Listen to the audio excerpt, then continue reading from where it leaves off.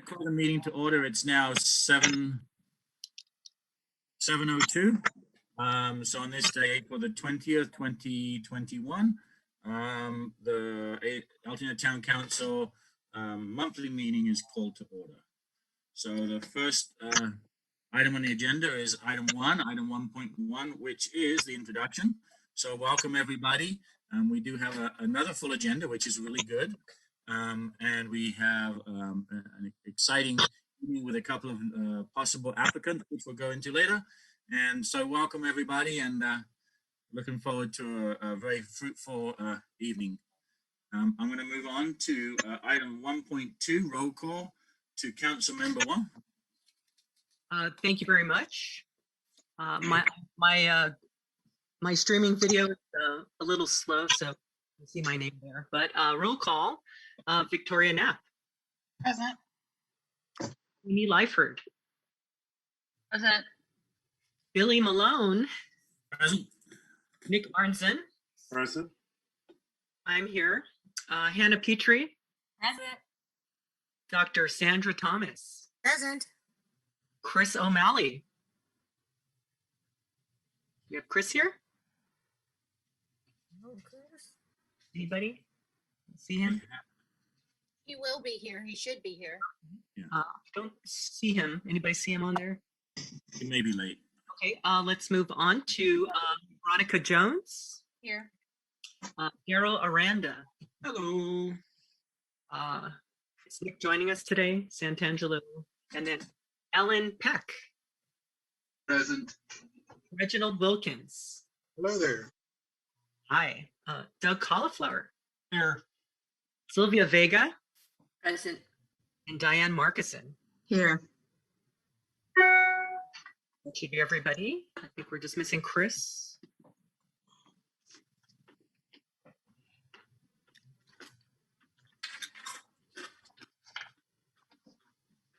Should be everybody. Hello. So we have a quorum. We have a quorum, right? With 15. Is that right, Dorothy? If Chris isn't here, we should have 14. Okay, so we have 14. Okay. We have a quorum with 14. Oh, because we have an empty seat. Yes. Right.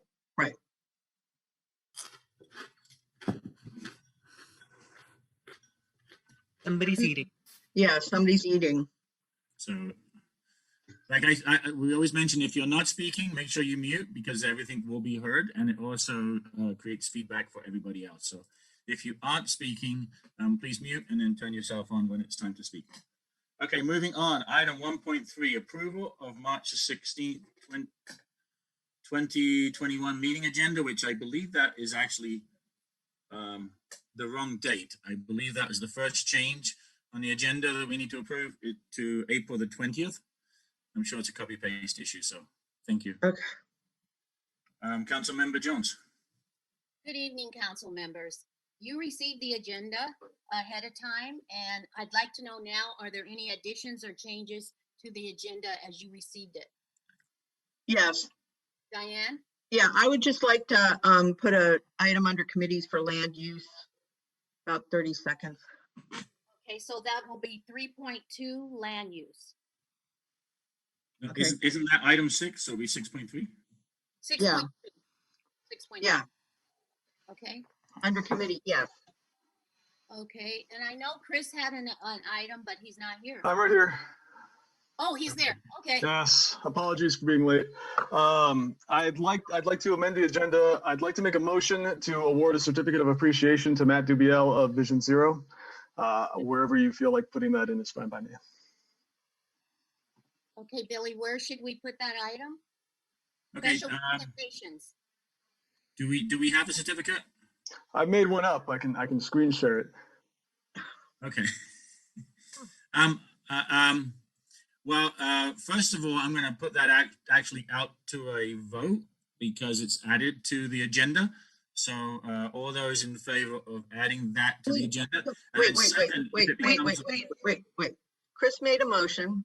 Did we have a second? Second. Okay, second. Okay, Dorothy seconded it. Is there any discussion? Any discussion? I mean, is this important that we do tonight, Chris? I mean, I wanted to do it last month. The guy's doing a really great job for our city, and I think we Yeah, probably should it just. should go through the executive committee, really. It did. It got left off by accident. Uh-oh. Okay. Wow.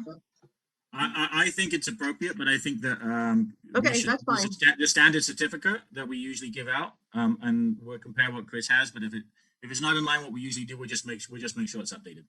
But in the meantime, let's do a vote. All those in favor say aye. Aye.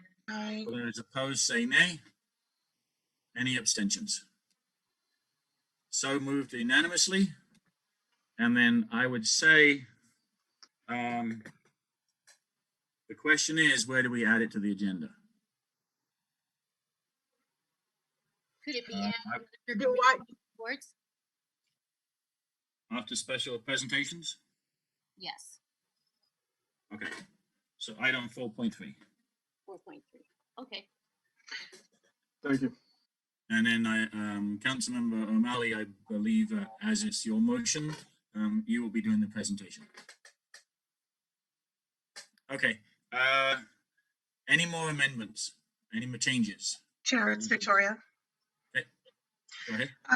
I wondered if, I mean, I had a previous conversation about the agenda item 6.1 and whether or not that should be moved ahead in the agenda so that the new town council member would be seated and sworn in for the balance of this meeting.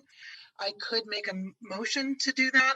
I had a conversation with Veronica. I wasn't sure if she had a conversation with you about possibly doing that. And if so, I can make a motion. Okay. Well, two things. First of all, the election committee chair usually does the report during the report section, but you are correct. On a general election, when we do swearing in, it does happen further up on the agenda. So I think that is actually appropriate. So if you'd like to make the motion, but let's motion it to the location where it would where it typically is for the election. But before we do that, is there any discussion? Yeah, Just I am just, curious Randall, about, I am curious about whether or not we have someone to swear the person in. So would we, I don't see Officer Cooper, but he could be here. Maybe he's on my next screen. yeah, he's here, but Okay, so I don't know if that's something, I just wanted to make sure that if we're gonna move it, that we have someone to swear the person in. well, Okay, well, we have, and don't we ordinarily swear the people in at the end of the meeting? no, it's usually at the beginning, because then they switch chairs towards the beginning. Okay, I'm not gonna argue about it, but it's after we do the election for the executive committee, so it's usually later on. It's okay. No, they're usually ahead. sitting. They're sitting for the election. Go ahead, go ahead, go ahead, go ahead. So Okay. Billy, where would, I haven't made the motion, but do you want to tell me where you want to put it? Let me ask the chair of the election committee in December. Do you remember where the location was at the agenda, or can somebody look up the location in the December agenda? It doesn't, Billy, it's okay, really. Just do, it's really okay. Yeah, but we need to know where to locate it, where to place it. I would put it immediately after officers' reports. Okay. Let's do it there. Let's move it up to 2.6? Yes. 2.6. Okay, so I move that we move the election committee filling of the vacancy for census tract 4611 from 6.1 to item 2.6. I second. Okay, it's seconded. Any more discussion? We move to vote. All those in favor say aye. Aye. All those opposed say nay. Any abstentions? So moved unanimously. I see no abstentions. Okay. So moved unanimously. So that removes item 6.1 moves to item 2.6. 6. So I move that the agenda be accepted with the following 3 changes. That would be to move the election committee up to 2.6, move Chris's recognition to 4.3, and to add land use at 6.3. So that's my motion. Okay. All those in favor to accept the agenda as Was amended? there a second? Yes. second. A second. Can I Aye. question before we, discussion point, I'm sorry, but does land use become 6.2 or 6.3 since we moved election committee? Everything will move accordingly. So Catch. 6.3, 6.2. You're good catch, yes. So safe No streets. worries. No, land use. Isn't safe street 6.2 and land use would be 6.3? And all Yeah, the so numbers changed. Okay, We then moved- it's 7, then it's the committee reports become 7. General public comment becomes 8. Is that what you're There's saying? 6, no, safe streets is still there under committee reports as 6, it would become 6.1 and land use would become 6.2 because we removed 6.1, the election committee up to 2.6. All right, okay. That should probably be part of the motion. Did she get a second? Yeah, we did, Nick. Yes. So do we need to, what do we need to do? Amend it? And the motion to include 6.1 and 6.2 movement, as Councilmember Peck mentioned. So that's added to the motion. So we So add the- that amendment to the motion. Ooh. Yeah. Okay. Okay. Ready to vote? All those in favor say aye. Aye. All those opposed say nay. Any abstentions? So moved. Unanimous. Okay. Thank you. That was a long one. Okay, moving on to officers report. I'm going to mention a couple of things here. First of all, as you all know, Councilmember Nick Santangelo will be leaving us. And I do have for him, on his departure, I don't know if you can see it with here, but it's a certificate of recognition from the County of Los Angeles. This is usually awarded to council members from the County of Los Angeles on their departure during Election Day. But this is going out to Nick Santangelo for his service prematurely to the end of the term because he will be leaving. So this comes from Supervisor Barger's office, and it's to Nick Santangelo, outgoing town council member, Altadena Town Council, in recognition of dedicated service to the affairs of the community and for the civic pride demonstrated by numerous contributions for the benefit of the residents of Los Angeles County. Signed, Catherine Barger. He isn't here to accept it, and it's also on Zoom, but I'll make sure he gets it and that he sees that. I just wanted to make that his certificate of recognition public. In light of everything that's happening today, this is a little, this should have happened earlier, but because we meet once a month, it tends to, because we meet once a month, this is something that should have been announced a couple of weeks ago, 3 weeks ago or so. I just wanted to mention that this was regarding what we saw. Again, I say because of everything that's happened today, that's all hot topic. We have where I'm looking for my statement. So, in light of everything that was happening about 2-3 weeks ago, and all the national attention that was happening regarding Asian hate crimes, and the executive committee and many council members discussed this. So I'm going to read this statement in light of the increasing numbers of hate incidents being reported by Asian Americans, and in the wake of the Atlantic shooting in which 8 people lost their lives. The Altadena Town Council grieves for those suffering from anti-Asian hate crimes and racism. The Stop AAPI, Asian American Pacific Islanders hate group, has documented over 3,800 hate incidences recorded by individuals in the last year. Citing this study, the Japanese American National Museum president and CEO Ann Burroughs reminds us the climate of anti-Asian racism cannot be ignored, nor can the incidency language associated Asians with the COVID-19 pandemic.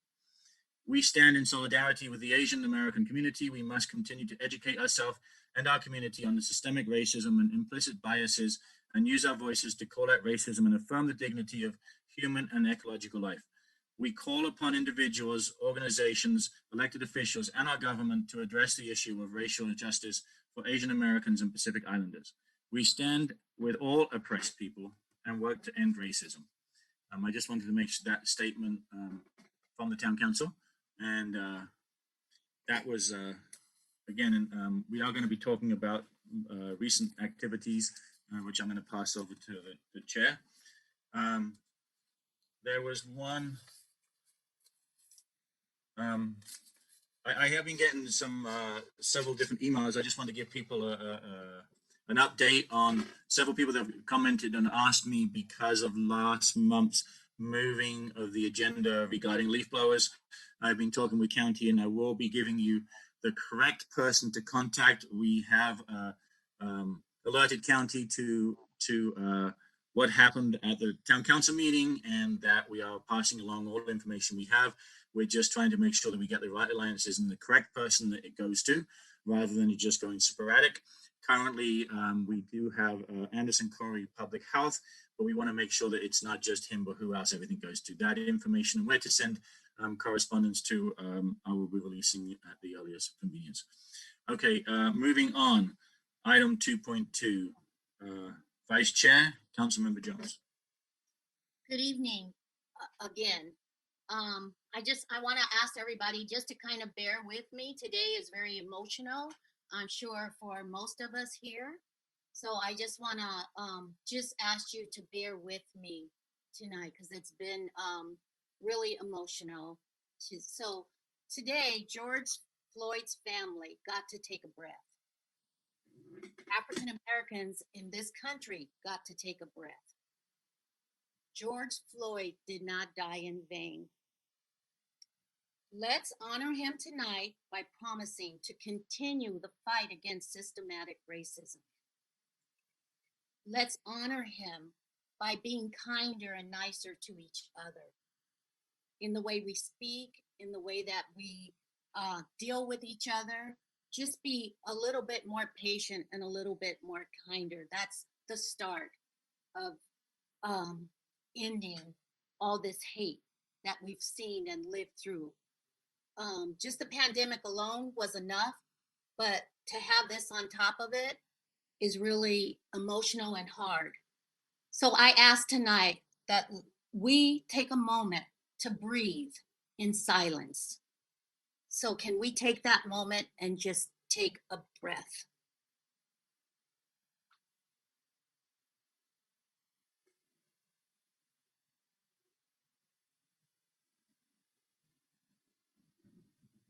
Thank you.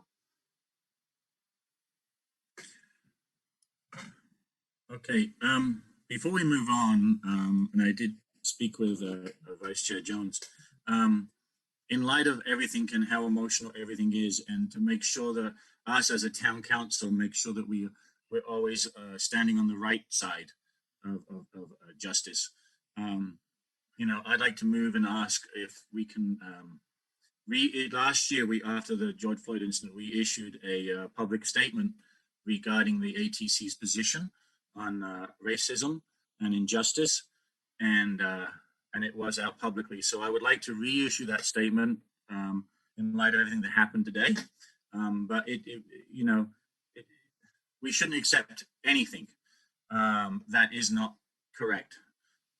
So I'd like to, us as a town council, to reissue that letter, reissue that public statement, put it on our website for all to share. And again, even with going through COVID and the Asian community being blamed for COVID, I'd like to also post the statement that I read earlier as well, because this is across the board. It needs to stop.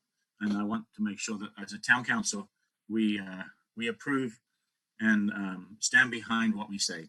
So if the council is in approval, I'd like to reissue the statement that we made last year and make public again the stance that we took against injustice. Can I so move, or do I just need the second?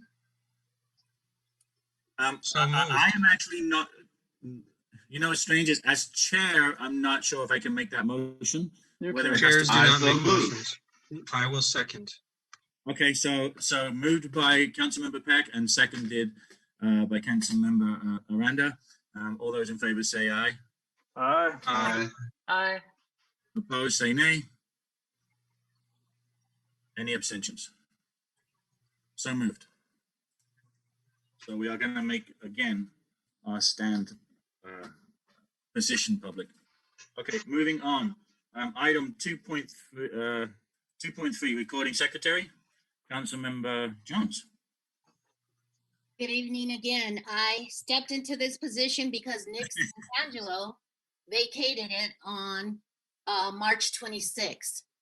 Every council member received the minutes that I completed. Nick did 2/3 of them and I finished them. I didn't receive any changes or corrections. So does anybody have any changes or corrections now? Motion to accept. Okay. Second. Okay. So we will accept those minutes in final form. Thank you. Thank you. Okay, moving on. Item 2.4, Councilmember Marcussen. Yes, our current bank balance is $1,999.26 as of today. So that's what I have. Okay. We haven't made any deposits lately. It's very hard to hand the can around in a Zoom meeting. Yeah. Okay, moving on. Item 2.5, Corresponding Secretary, Councilmember Wong.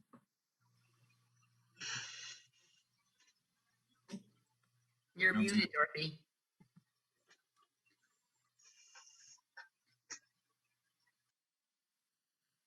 there we go. Yeah, sorry. I'm working two computers.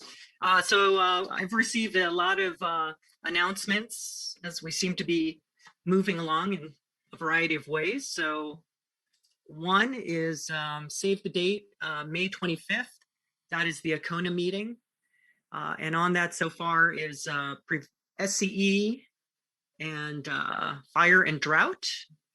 So that'll be David Ford and David Guzman, and also parking enforcement in Altadena. There will be a third topic that has something to do with drought. Okay, the next one up, LA County street sweeping service, notice to change. So starting Saturday, May 1st, LA County will provide street sweeping on residential streets twice a month. Major streets will continue to be swept once a week. Street sweeping services will help ensure safe, clean streets for LA County communities. And please make sure to continue to adhere to parking restrictions posted in your community. I'll have the flyer up on the website. And just three frequently asked questions, which is, I will also post these, but what was the sweeping of the cycle before? So now the change in street sweeping frequency is only for the residential streets, which will be going from weekly to twice a month. The major streets will continue to be swept weekly.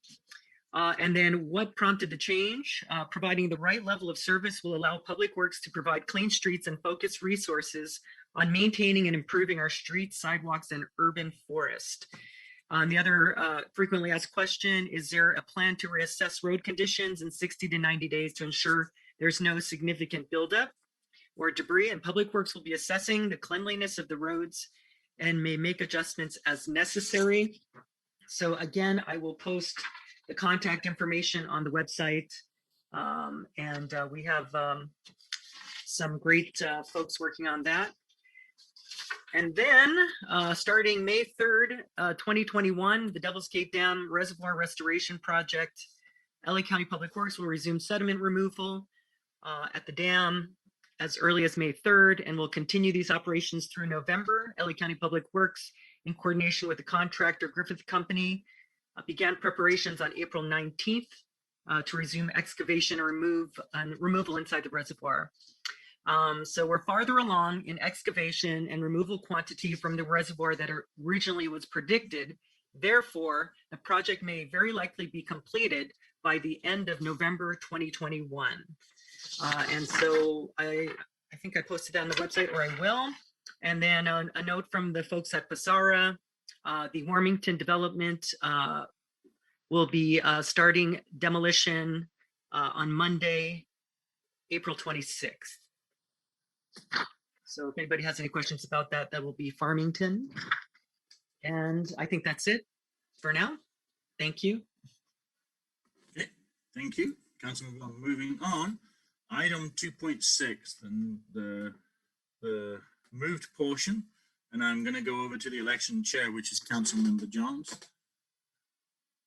Okay, everyone knows that Nick, our fellow council member Nick Santangelo vacated his seat as of March 26th.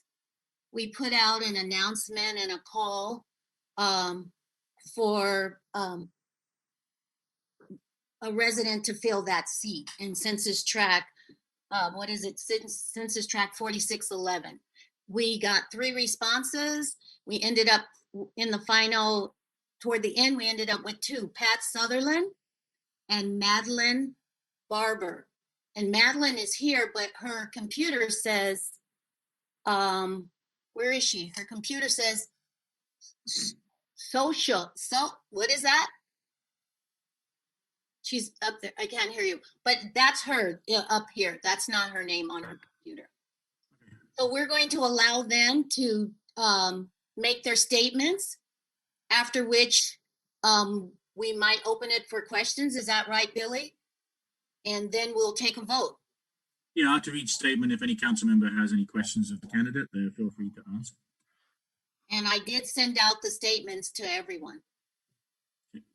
Okay, so Pat, do you want to start? There I am. Excuse me. I will, good evening, everybody. I will be as brief as I possibly can.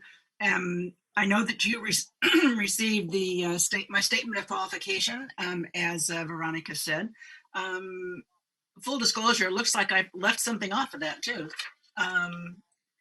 because I am currently on the land use committee, which most of you know because you're also on the same committee, taking Nick's place on that committee. Excuse me.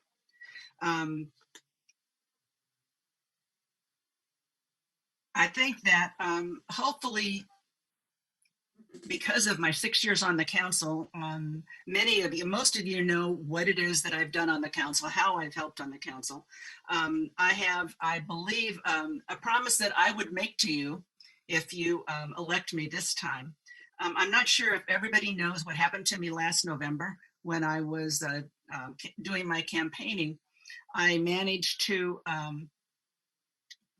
rather stupidly, not pay attention to where I was going, and I walked off of a curb, ended up on my face in some poor guy's driveway with this huge dog barking at me behind the gate. And I cracked both of my knees, or I didn't crack them, but I injured both of my knees. So that was kind of the end of that. My middle name is not Trump, and I know that Alan won his seat fair and square. Congratulations again, Alan. And he and I have had some discussions in the meantime, because I know both of us only want what's best for Altadena. So my promise that I would make to you is I will be very careful especially for, or at least for the 9 months that this particular position is good for now, and not walk off any more curbs. I will do my very best not to do that. I do hope that you would consider electing me or re-electing me again for this position. And I'm hoping that you would recognize some importance to having somebody with some experience in handling this position, especially for our census tract, so that we don't have maybe 2 new people that it takes a while, as everybody knows. It takes a little while before you become really comfortable with what you're doing. So I hope that the experience that I've had on the council during the last 6 years will mean something, because I would very much like to be elected. And are there any questions that anyone would like to ask? Any questions from the council for applicant Pat Sutherland? I see no hands and I see no questions. Okay. Okay, thank you. Thank you. Moving back to Councilmember Jones for introduction of the next candidate. Okay, we'll have Madeline Barber now. Good evening. Good evening, everyone. My name is Madeline Barber. I am a resident of Altadena for a little over 25 years for our track 4611. I graduated from Blair High School in 1984 and received a bachelor's degree in business administration from the University of Laverne. I've been working in an administrative capacity, pretty much from an administrative assistant to budget support analyst in various corporations throughout Los Angeles County. But what was a great part of that was I worked for a corporation that was very well involved in the community. They had great initiatives that allowed people to volunteer as much as they wanted. I had a position as a school liaison that basically we adopted certain schools in Los Angeles County that went across districts and sponsored certain things such as pen pal groups, after school tutoring, book distributions, and career-oriented programs such as that. I was also in the 2007-8 school year, I was on the PTSA board as the grant writer and the campus beautification chair. So basically, we won grants to improve the campus. We did things such as purchasing additional seating for the students. We did campus cleanups and things of that sort, just for the betterment of the school. In 2016, 2017, I worked on a campaign for Los Angeles County. It was a grassroots campaign that was really focused on homelessness. Although the campaign was very successful, but the measure didn't pass. And the reason I say the campaign was successful was because it really fostered dialogue in the city to try to make things a little bit better for to provide some lower income housing to at least try to resolve some of the homeless problems that we have in the county. We went around in different districts all in Los Angeles County, but in different neighborhoods and worked with neighborhood councils. We had town hall meetings with very little or no budget to get this grassroots effort across. And it was very fulfilling. And as I said, it really did foster proper dialogue to try to combat this problem. I'm still involved with this initiative. I actually, speaking of neighborhood councils, I really didn't realize that we had representation at this level before, though I have lived in this tract for over 25 years. What I could promise to you is accountability. I could promise to you presence. I'm actually Alan Peck's neighbor, so I've known Alan for over 25 years. So I'm very well versed with his commitment to the community as well as his character. So I look forward to the possibility, and I strive for the same things that we all want: is growth and proper welfare for our families and protection of our environment. And thanks so much for having me tonight, and I appreciate your consideration. Go ahead. Any questions from the council? I don't see any. Victoria. Victoria. Good evening. It's nice to meet you. I'm Victoria Knapp. I'm in Census Tract 4601, which is sort of the east side of Lake and north of Mendocino. You had mentioned that you weren't aware of the town council. And so I'm curious how you became aware and what inspired you to run for this vacancy. I was aware of the town council. What I wasn't aware of was I guess how it was divided and how you have more of an intimate representation for your tract with the council. I've been aware of the council, obviously, from living here for such a long time and the work that they do. What sparked my interest was the opportunity to get more involved. As I said, with most of the volunteering that I've done in the past has been in Los Angeles County. So I was actually excited to see that there were the type of neighborhood councils that I worked with in the past when I worked on the campaign.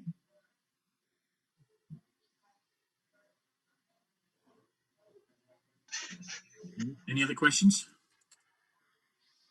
Alan, Yeah, I have a question. One, before I start, yes, Madeline is my next door neighbor, and she was there when I got here. I watched her raise her child, who's a couple years older than mine, I believe. Yeah. You know, but and one thing I saw in her resume that excites me is grant writing. I think there's a lot of potential there and things in enhancing the things we could do. But I was wondering, you said a lot about it, but I was wondering if you could get into more how you were able to work with different communities and during this campaign for the homeless. Well, it was, as I said, it was a total grassroots effort. So upon starting in that position, I had lists. I had lists of constituents that had interest in being involved in that type of initiative. It was centered in Hollywood. And if you've been to Hollywood recently, you'll see that the homeless population there is pretty big. So it was really, I mean, starting from scratch.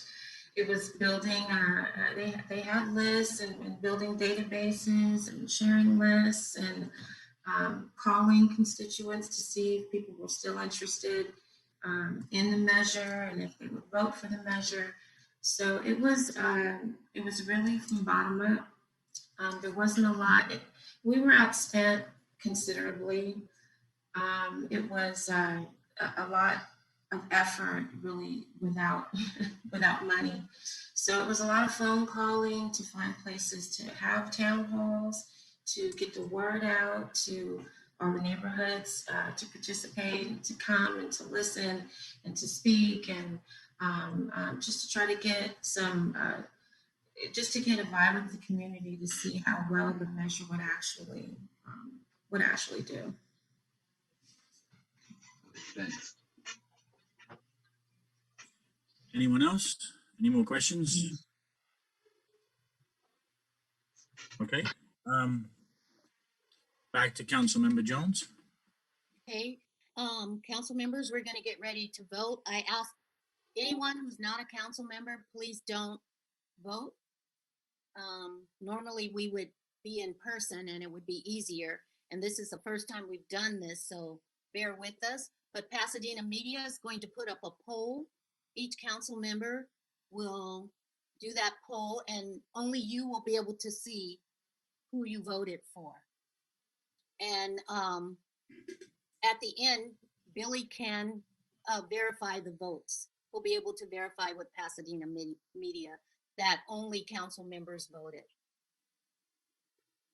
Okay. So your votes will be a secret vote? So yes, so Chris, can we put up the vote now?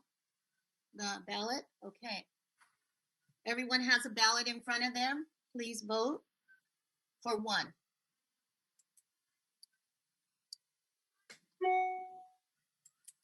Submit your votes.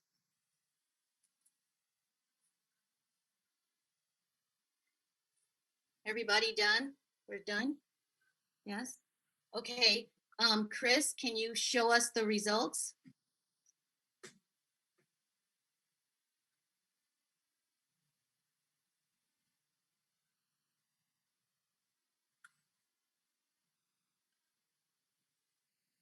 I guess there must be a time lapse for the data to be processed.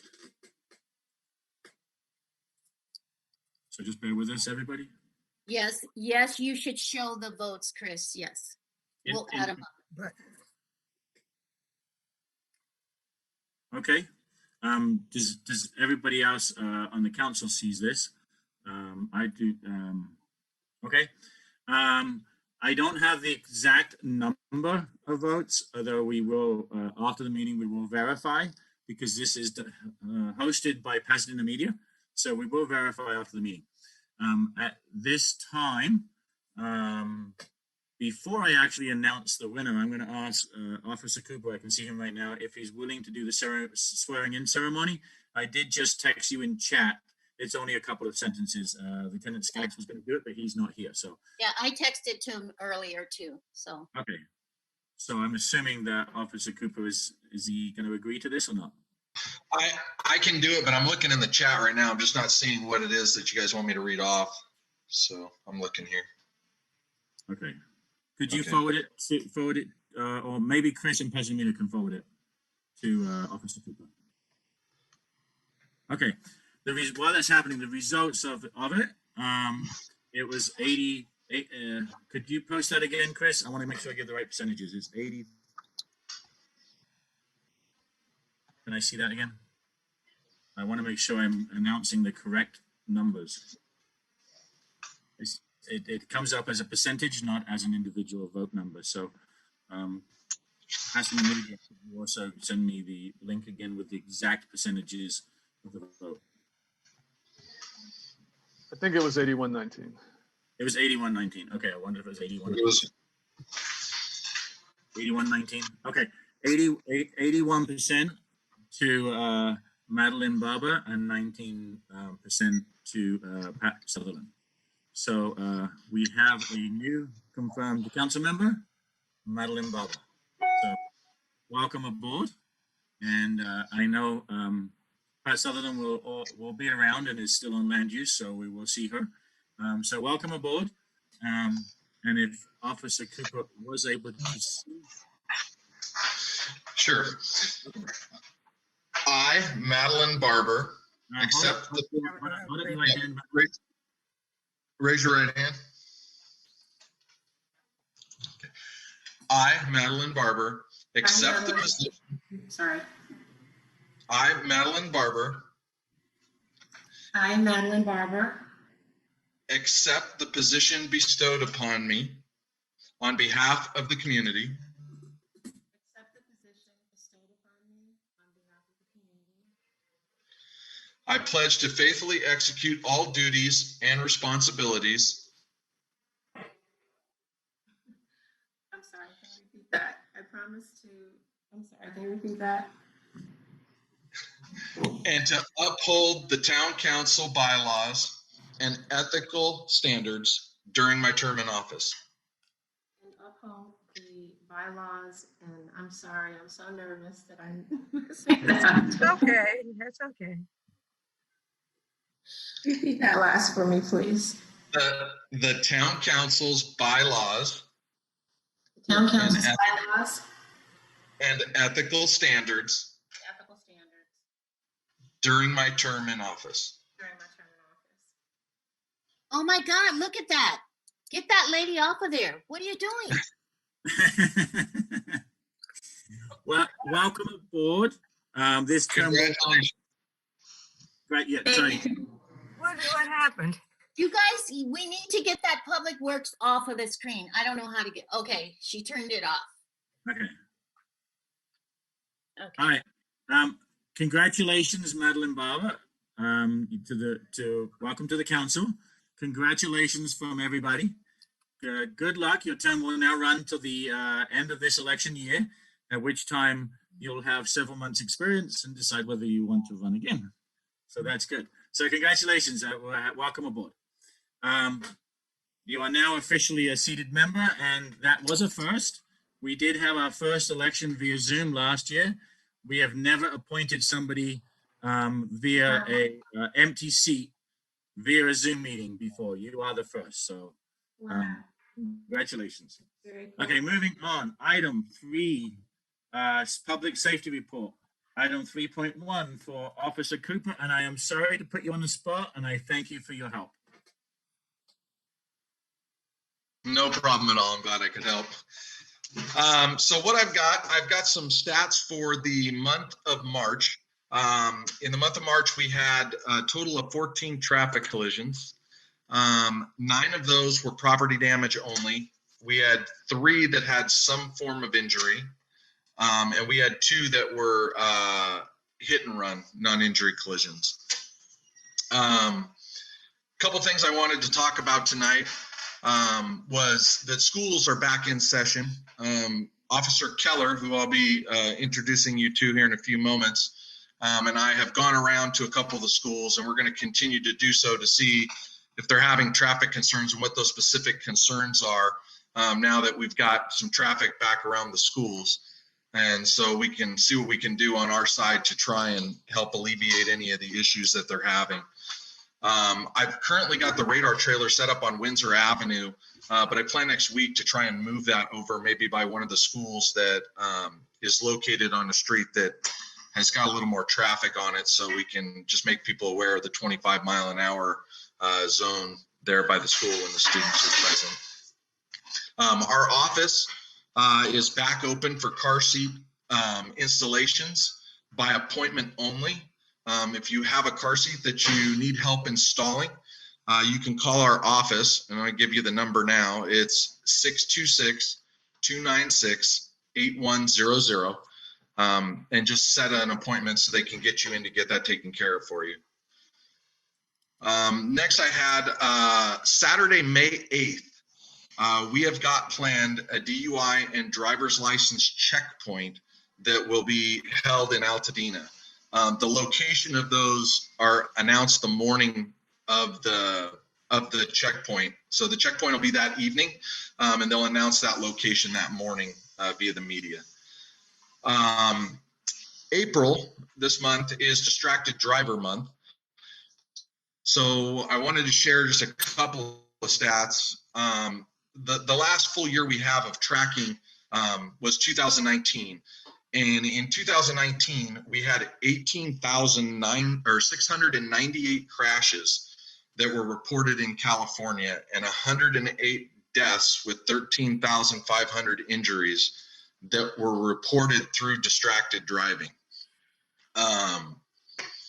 So we are out doing the distracted driving enforcement pretty heavily, just so that you know, during the month of April in 2019, while we were doing our concentrated distracted driving enforcement, CHP issued 19,850 citations for cell phone use in 1 month during distracted driving month. So we're out there, we're citing you. So stay off your cell phones, keep yourself safe, and everyone else on the road. For the month of May, it's going to be Motorcycle Safety Month coming up next month. So I just wanted to mention, especially since, as I think most of you know, I ride a motorcycle every day, and so does Officer Keller. With the warmer weather, there's a lot more motorcycles that are going to be out on the road. And so we're just asking anybody who is out there on a motorcycle that they ride safely. And we're also asking that people in vehicles be extra cautious and share the road with the motorcycles. Sometimes they're difficult to see, and they can get through the traffic a little quicker. So just be courteous and let's share the road so everybody can stay safe. Let's see, what else do I got here? One thing I did want to mention on the distracted driving, just so everybody's aware. So for the last several years, cell phone violations were a fine if you got stopped, but there was no point on your driver's license for those violations. So it really didn't hurt your DMV record. They did track if you had previously been cited, but it didn't count as any points towards losing your license. But with the new law passed as of July 1st, 2021, a point on top of the fine, a point will be added to your driver's license with the DMV for every violation you get for cell phone use following your first violation, because they are still tracked to the DMV. So on your second violation, you're going to get a point on your license and an additional point for everyone thereafter. So I think there's going to be a little bit more penalty now for cell phone use, and I'm hoping that that's going to cut down on the amount of people using their phones while they're driving. So last I had was, this is my last month as the community officer for the the Altadena area. I've been doing it for 8 years, and I've had a lot of fun. I've met a lot of great people, but it's just time to move on to a different stage. And I've got Officer Keller that is going to be taking my position. And starting in May, we're actually adding an additional community officer as well. So we'll be back to 2 community officers out of our station. So I'll go ahead and let Officer Keller introduce himself. If you're there, Keller, you there? I'm here. How are you guys? All right. As Officer Cooper said, I'm Officer Keller, Jeremy Keller. I've been at the Altadena office for about 2 years now. I was prior officer in Baldwin Park. I'm very grateful to be in this area. I love the area. I look forward to meeting each of you guys, hopefully in a good scenario, and look to address your safety concerns. And feel free to contact the office with any concerns you guys have, traffic, pedestrian, anything like that. Be happy to help. So, okay. And so that's all that I have for tonight, unless anyone's got any questions for me, or Officer Keller, either one. Any questions from the council? Councilmember Net. Just a quick question. Welcome. It's nice to meet you. And Officer Cooper, I wish you well in your next endeavors. My quick question is around, I had asked several of the principals at our local public schools at the time that the return to school was announced, whether the county would be providing its regular crossing guards at the locations in the morning and the afternoon. And at that time, they didn't know. So I wasn't sure. Have you been around in the morning or afternoons to see if we have crossing guards working those corners? The schools I've been to so far have been the very limited amount of foot traffic. I know they are working on getting the crossing guards back, but they have a certain criteria of children to meet before they'll get the crossing guards back where they belong. They're working on it with the rapid opening they're trying to get done. Thank you. Any other questions from the council? Councilmember Jones. I have a request, and thank you, Officer Cooper, for all your years coming to the meetings, sitting through. Thank you. But Officer Keller, Jackson Elementary School, Crosby and Casitas is just several calls from the school, one from the principal. We're trying to work on getting a stop sign, and we did ask for the safe street signs to be put out. But they're asking if there could be some sort of patrol there now that school started back, and just to kind of make people aware that they need to slow down. Of course, that's exactly what my position is for. I just need to get the input from the community on where you've seen the traffic problems or concerns.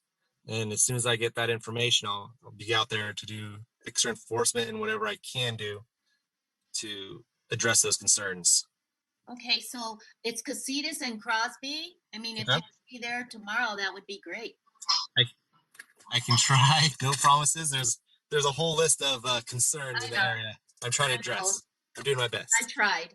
Okay. Yeah, Anyone else? Councilmember Randall. Yeah, I live on Crosby and Spalding, and my neighbors said on the very first day it's been extremely difficult on the corner of Crosby and Casitas. People are coming in the wrong direction, trying to access the drop-off zone, and it's just mayhem there. Thank you. I completely understand. I believe we went to that school, and that is the concern of the principal there. I was there on Thursday or Friday, but I do not believe school was in session. But I will be in the area to look out for that. Okay. Any more questions? as I said, feel free to contact my office. Shortly, I'll be able to provide you guys with some business cards with the number and my contact information. And a simple email would be best, just so I can have it in writing, and then I can follow up with it that way. Keller, why don't you give them your email? That way they have it. All right, my email. Just remember, anything that you give out now will be public and recorded. If it's something, it's just for the council members. Just Actually, yeah, it's public knowledge. It's my highway patrol. Just want to make sure you're aware of that. Okay. It's going to be my name, Jeremy, Jeremy .Keller, KELLER at chp.ca.gov.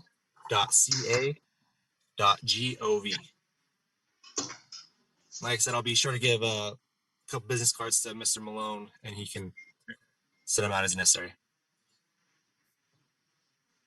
And right now, everything's virtual, so if you actually just took a picture of it, and then I can share it that way. I do not have the cards yet. Wait for it in the mail. When you get them, you can just take a picture and then we can share them. Will do. I love your backdrop, by the way. It looks like I'm watching a horror movie with the Floating head. I'm seated in my vehicle. So I understand. Try to get a little light. Billy? Yeah. Hi. Councilman Marcussen? Yeah, hi. Officer Cooper, I'd just really like to thank you for all the help you've given us and encouragement and everything, and really being responsive to our needs while you've been here helping us. So thanks very much. And welcome, Officer Keller. Thank you. Yes. Thank you, Officer Cooper. I know that you've been a great partnership with the community over the years. So I've worked with you and seen you everywhere. So thank you. And I'm confident to know that you're actually not going anywhere. You are still going to be local, just not in this capacity here. So, and again, welcome, Officer Keller. We'll be seeing you, I guess, next month. You'll be seeing me a lot. Okay, any more questions before we move on? Okay, moving on. Thank you very much. And moving on, item 3.2 with the Altadena Sheriff Station, which is Lieutenant Skaggs. As you know, Captain Jacobs is out of service at the moment. And this evening, Lieutenant Skaggs wasn't sure if he could make it due to them being on ready for duty over certain things that's happening. So he did send me an email. I don't have the stats in front of me, and I won't be giving a full report, but I will read you what he sent me to read out in his absence. So the overall crime is down approximately 10% compared to the same time last year. We have had no gang-related activity to speak of recently. We did have a double murder on March the 22nd, which was a family-related issue. The suspect is in custody. Our biggest issue remains theft from vehicles and theft of car parts.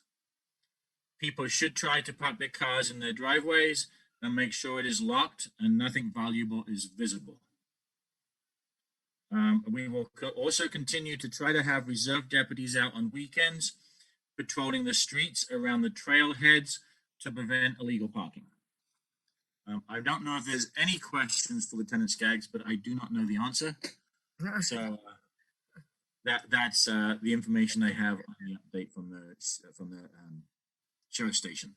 If you have any more questions, feel free to email them directly, and hopefully we'll be seeing him back next month.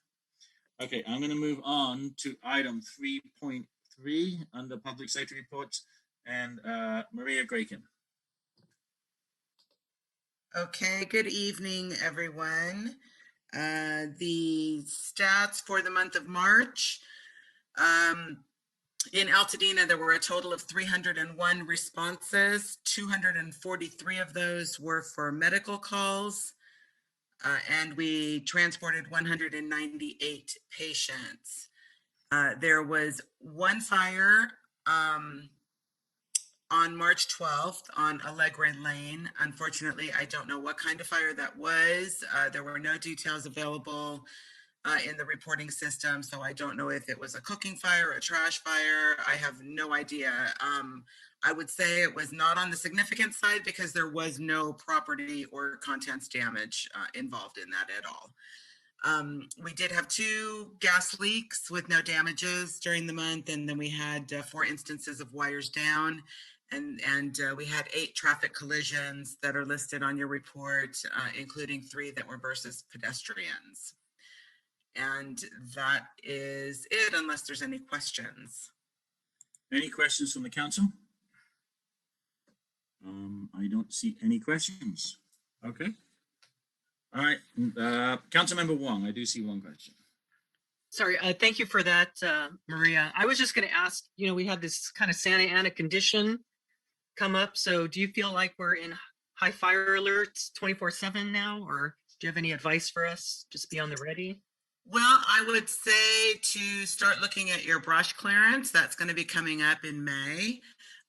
So that they will start doing those inspections. We are seeing a little bit of fire weather, and we had a little bit of wind in the past couple of days. We are expecting some rain tomorrow and Thursday, but it's not a whole lot, and I would imagine it's just going to start heating up after that. So I would just pay attention to Ready, Set, Go. I know that your website refers to our Ready, Set, Go, and it's on the fire department's website as well.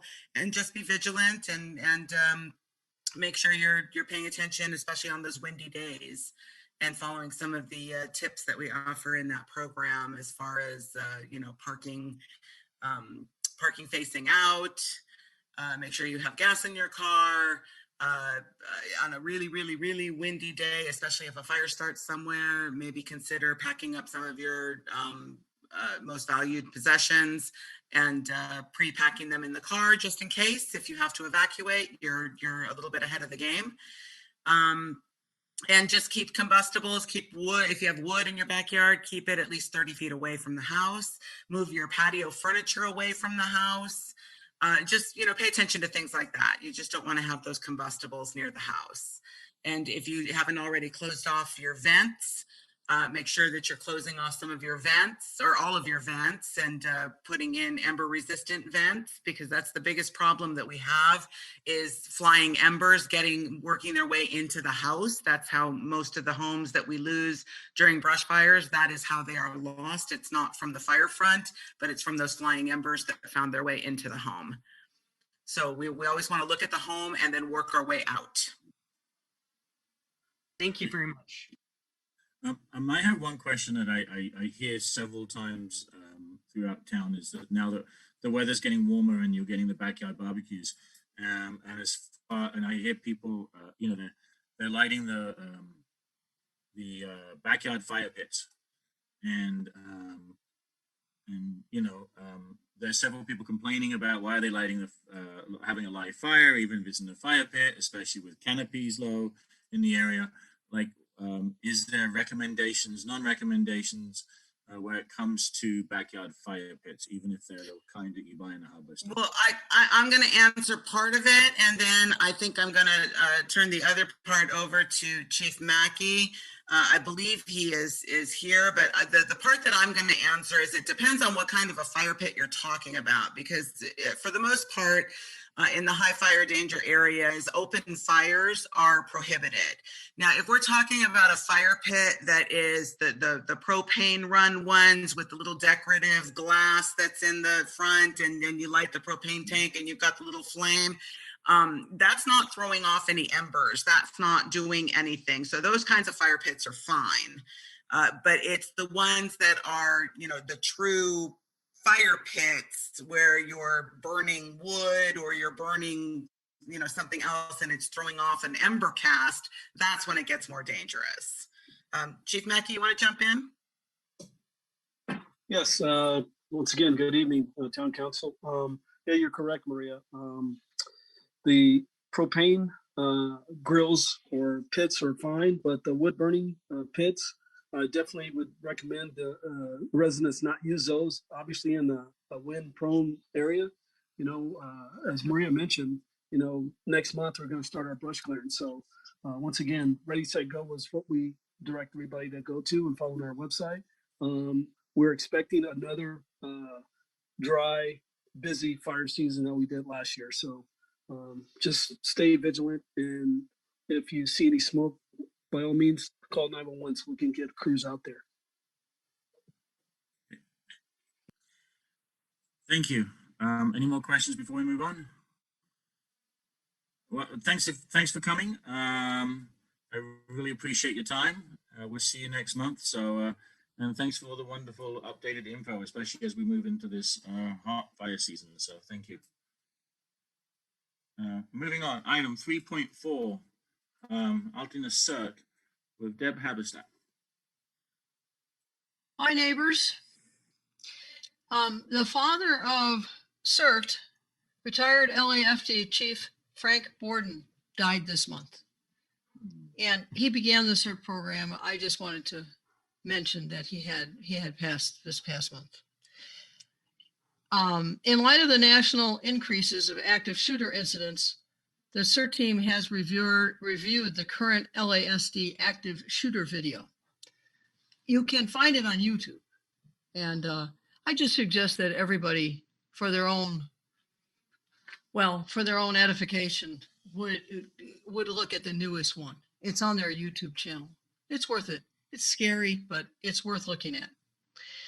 Additionally, we have participated in various Zoom and circulated articles regarding train wrecks, red flag warnings, hardening of homes, which Ms. Grycan described very well a moment ago, wildfires, evacuations, family reunifications after disasters. We've talked about the COVID pandemic, vaccinations and masks, down power lines, power outages, and this year's SoCal's extreme avalanche warning. I know we don't worry about that here, but a lot of us ski, so we have reviewed that. As Chief Mackey said, we are expecting a very dry and very bad fire season. So as much as you can all do for your homes and for your neighborhoods, we really should try to do that. In March, we discussed our grab and go bags with Crescenta Valley CERT coordinator, Paul Dutton. We've been helping Dutton create the Emergency Preparedness Network on YouTube. It's now 15 videos strong. That's another good YouTube viewing to look at. And in April, since we recently have had earthquakes, we talked about earthquake basics and the update of the information from FEMA and California's Listos or READY effort. Mostly the governments, so the federal government and the state government, are making us aware that to be pandemic safe while performing our tasks, CERT members all have N95 masks, but it's a whole other thing to realize that not only should you wear it during disasters, but you should wear it because we're still in a pandemic. If there's anything else, please ask me any questions. Any questions from the council? Thank you. Thank you, Deb. Appreciate your time. Thank you for coming again. Okay, moving on under special presentations, item 4.1, LA County Regional Planning, Housing Element Zoning Updates with Zoe Axelrod and Ayala Scott. Is that correct? Ayala Scott, yes. So before I actually start the slide presentation, I just wanted to turn my camera on and say hello, and so you can put a face to a name. My name is Ayala Scott. I'm here with my colleague Zoe Axelrod, and we're gonna there's Zoe, and so we're going to be presenting on the Los Angeles County Housing Element Update. So I will go ahead, and if I'm able to share my screen, if I have the permission that I need, I think, to do that. Yes, you should be able to share this. Okay. So let me go ahead.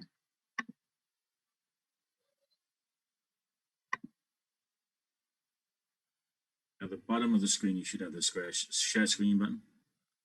Okay. Okay, can you see it? Yeah. Perfect. Okay. So as I mentioned, my name is Ayala Scott. I'm here with Zoe Axelrod. We're both from the Housing Policy section of the Department of Regional Planning. As you all know, we regulate the land uses in the unincorporated areas of LA County.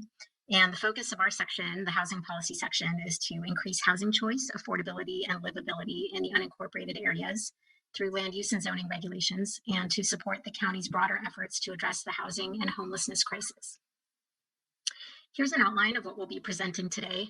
First, we want to give you some background on the current state of housing in the unincorporated communities, and we'll follow that with an explanation of what the housing element is, what's included, and a timeline for the project. Then we will walk you through the draft rezoning program for Altadena, and then we'll give you an opportunity to ask questions and provide feedback. So it doesn't take a professional planner to see that we are in the middle of a housing and homelessness crisis in Los Angeles County. Housing is not available enough or affordable enough to meet the overall need. Rents have gone up in recent years, and many families have had to move because they can't afford the rent or can't afford to buy a home in LA County. It's common for adult children to move back in with their parents because they can't afford to rent or buy their own place in the neighborhood where they grew up. Homelessness is on the rise as well, with a 13% increase countywide between 2019 and 2020.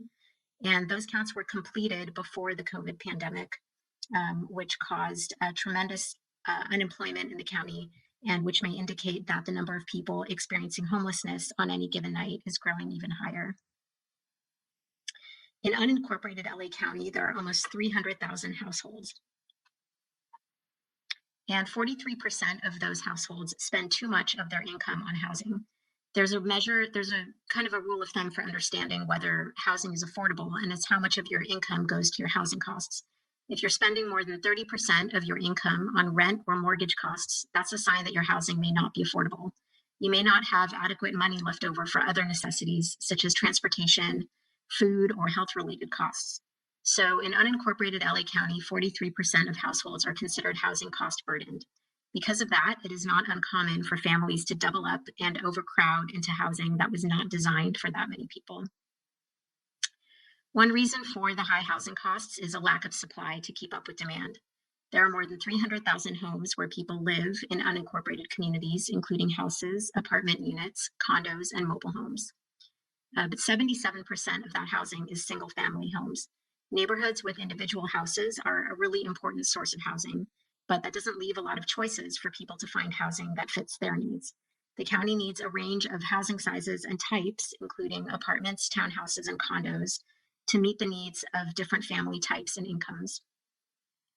Another telling statistic is that about 57% of the housing in unincorporated LA County is owner-occupied, compared to 46% in LA County as a whole.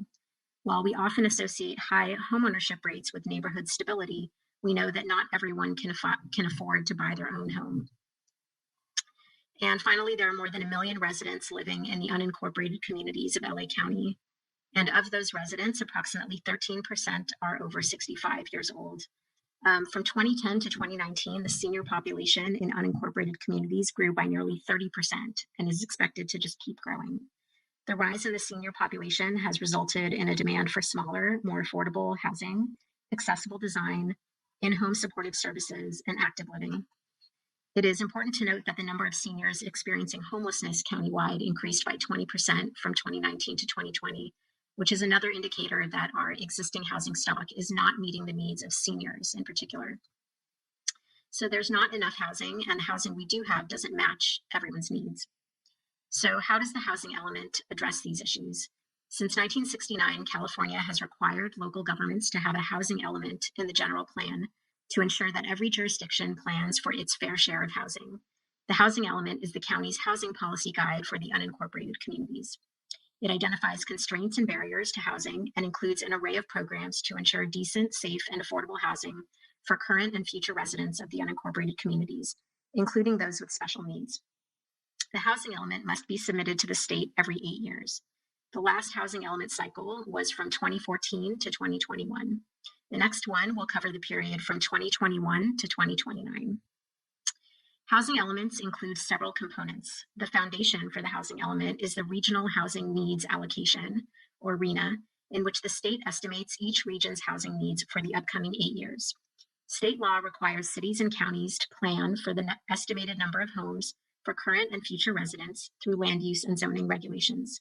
The assigned allocation for the unincorporated communities for 2021 to 2029 is approximately 90,000 homes, which is the largest number the county has ever had. As part of the housing element update, the county needs to show that there is enough land in the unincorporated communities where the 90,000 homes are allowed to be built under the current land use and zoning regulations. This task is called the adequate sites inventory. Sites that are included in the inventory must meet several requirements, including a minimum allowable density or the number of units allowed per acre. These sites must also be developable and have the potential for more homes to be built compared to what is currently on the ground. The county has completed the draft adequate sites inventory, which shows that the county does not have enough land zoned for the 90,000 homes. As a result, state law requires the county to include a rezoning program in its housing element. The rezoning will ensure that there are enough sites with adequate densities so that the 90,000 homes would be allowed to be built in the upcoming 8 years. It's important to note that the housing element rezoning program does not actually rezone properties. It identifies sites that, if they are rezoned, would meet the state criteria for showing that our housing need could be met. The actual rezoning would take place through future planning efforts in the next 3 years. The rezoning program does not require that any property owner do anything or build anything, or even that the county build anything. When deciding which sites to rezone, many factors are considered. Together, these factors address 2 questions. First, where should more housing, especially multifamily housing types, such as apartments and townhouses, be built in the unincorporated communities? And second, how likely is a particular site to be suitable for multifamily housing development in the upcoming 8 years? When determining where to rezone to allow for more housing, the main goals are to encourage infill development in developed areas and to prioritize public health, safety, and equity. First, to ensure public health and safety and to protect natural resources, sites in environmentally sensitive or naturally constrained areas, shown in red on this map, such as the coastal zone, fire hazard severity zones, significant ecological areas, and hillside management areas, are not selected for rezoning, as these areas are not suitable for multifamily housing development. Sites that are outside of environmentally sensitive or naturally constrained areas are then prioritized based on additional locational criteria. Sites that are located near transit, amenities, and services, and within areas served by existing infrastructure, such as public water and sewer systems, are considered more suitable for additional housing opportunities. The state also requires jurisdictions to use the housing element to further fair housing goals in order to encourage access to opportunity and prevent further segregation and concentration of poverty. To encourage diverse mixed-income neighborhoods, sites located in areas with more resources and opportunities in terms of educational attainment, employment, and economic mobility as defined by the state were prioritized for additional housing opportunities, specifically sites in the highest or high resource areas, as shown on the state opportunity map, were prioritized for the draft rezoning program.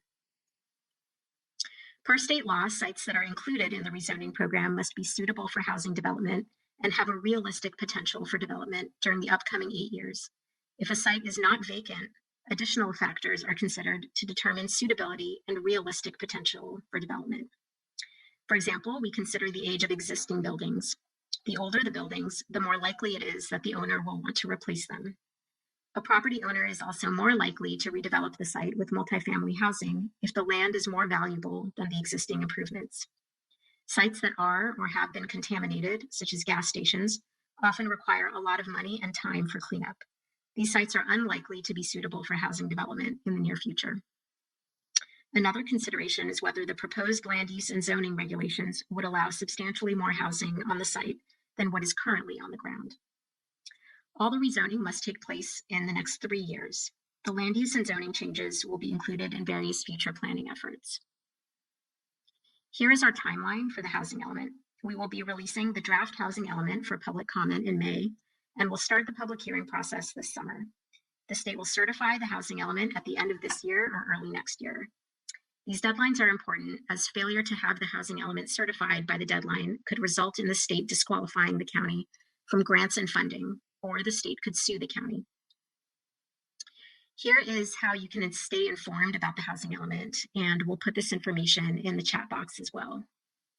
And now my colleague Zoe will present the online story map we created and walk you through the draft rezoning in Altadena. Ayala. All right, so let me share my screen. Can everyone see that? Thumbs up. Okay, great. Yes. So this is an interactive story map that we created, which sums up a lot of the information that Ayala just presented to you about the housing element, the need to provide more housing opportunities, and our general approach for the program. So if we look at this section here, this map, give it a second to load. So this map gives you a sense of the distribution of sites proposed for additional housing opportunities throughout the unincorporated communities. So the larger the yellow circle, the more sites are proposed for rezoning. So here's Altadena. And as you can see from the large yellow circles, the South County has the largest numbers, and then there's some distribution throughout the San Gabriel Valley as well. So what can be built on a property is determined by two things. The land use category, which provides the general intended uses and the residential density, and the zoning, which provides a more specific list of permitted uses, their permit types, and development standards like height and setbacks. So for parcels where additional housing opportunities are proposed, the proposed land use is one level denser than the existing designation. For example, H30 with a maximum of 30 dwelling units per acre would become H50 with a maximum of 50 dwelling units per acre. And the corresponding zones are shown here. Just to reiterate what was said before, these proposed land use and zoning categories only apply to sites that already allow multifamily housing. And these categories would also allow the existing uses to continue. So the rest of the story map is organized by supervisorial district. So you can click on the tab, and I don't know if Ayala, you want to drop the link to the story map in the chat, or I can do it later. So you can click on the tab for supervisorial district 5 to view the proposed additional housing opportunities in all SD5 communities. And as you can see, there are 127 parcels proposed for rezoning in Altadena. And there are two maps. The first map shows the land use category changes, and the second shows the corresponding zone changes. So I'm going to select Altadena and zoom in. All right. You can zoom in to the parcel level on this map, and you can click on a parcel to see the parcel number, the address, the existing land use category or zone, and then the proposed land use category or zone, depending on the map. So the proposed additional housing opportunities in Altadena are primarily along Lake Avenue between Pine Street and Calaveras Street. And you can see them highlighted here in red. All of the parcels along Lake have a MU mixed use center land use designation under the Altadena community plan. And accordingly, the parcels have a maximum density of 22 dwelling units per gross acre. So we're proposing changing these parcels to general commercial land use designation, or CG, which allows up to 50 dwelling units per acre. And the corresponding zoning would be C3, which is commercial. And multifamily residential is allowed by right in commercial zones. And then going back to the zoning map, as you can see, there's fewer parcels highlighted in red here. That's because many of the parcels along Lake are already commercially zoned. So we're proposing rezoning the R2 and R3 zone parcels shown in red to C3 to match the proposed general commercial land use designation. All right, and going back up here, there's also a cluster of parcels along Raymond Avenue, south of Woodbury Road, highlighted in yellow here. So these are also part of the draft rezoning program. All of these parcels have a medium density residential land use designation under the Altadena community plan. And so these parcels have a maximum density of 22 dwelling units per acre, per acre. And these parcels are zoned R3, which allows multifamily residential now. So we're proposing changing these parcels to H50 land use designation, which allows up to 50 dwelling units per acre, and the corresponding zoning would be R4. So just as a reminder, you can click on a parcel, you can see the existing land use designation and the corresponding maximum density allowed. So here it would be medium density residential, which allows up to 22 dwelling units per gross acre. And then the proposed, which is H50, which allows up to 50 dwelling units per net acre. So before we open it up to questions, we just want to reiterate that the rezoning is not happening now. The state requires the county to create the rezoning program to accommodate that additional capacity assigned to the county, but the actual rezoning will happen, as Ayala said, in the next 3 years. Again, the rezoning program doesn't require any property owner to do anything or build anything, or the county to build anything, and the existing uses can continue as they are. And we also just want to acknowledge that the additional residential capacity may create infrastructure needs, and we will be able to address that when we do the actual rezoning in the next 3 years as part of a broader planning effort. But we are committed to working with other county departments, including Public Works and Parks, and other agencies to identify and address infrastructure needs. So thank you. I'll stop sharing my screen unless anyone has questions about I'll just keep it up for now in case anyone has questions. I just like to interject is that we are way over on time now and we do have other presentations. I am going to ask if you could stop sharing for the moment. And what I'd like to say is if anybody has a question that is not pressing, if you could give the information out so they could ask you so we can actually get the people that have been waiting for the next presentation. We are limited on time.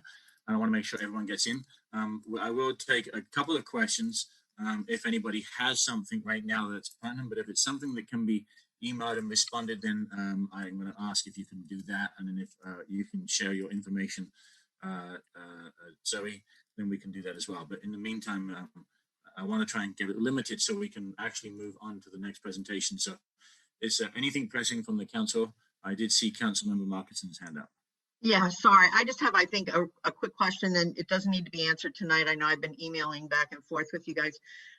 It occurs to me that if hearing that you are going to recommend changing some to C3, from C2, for example, that C3 opens up that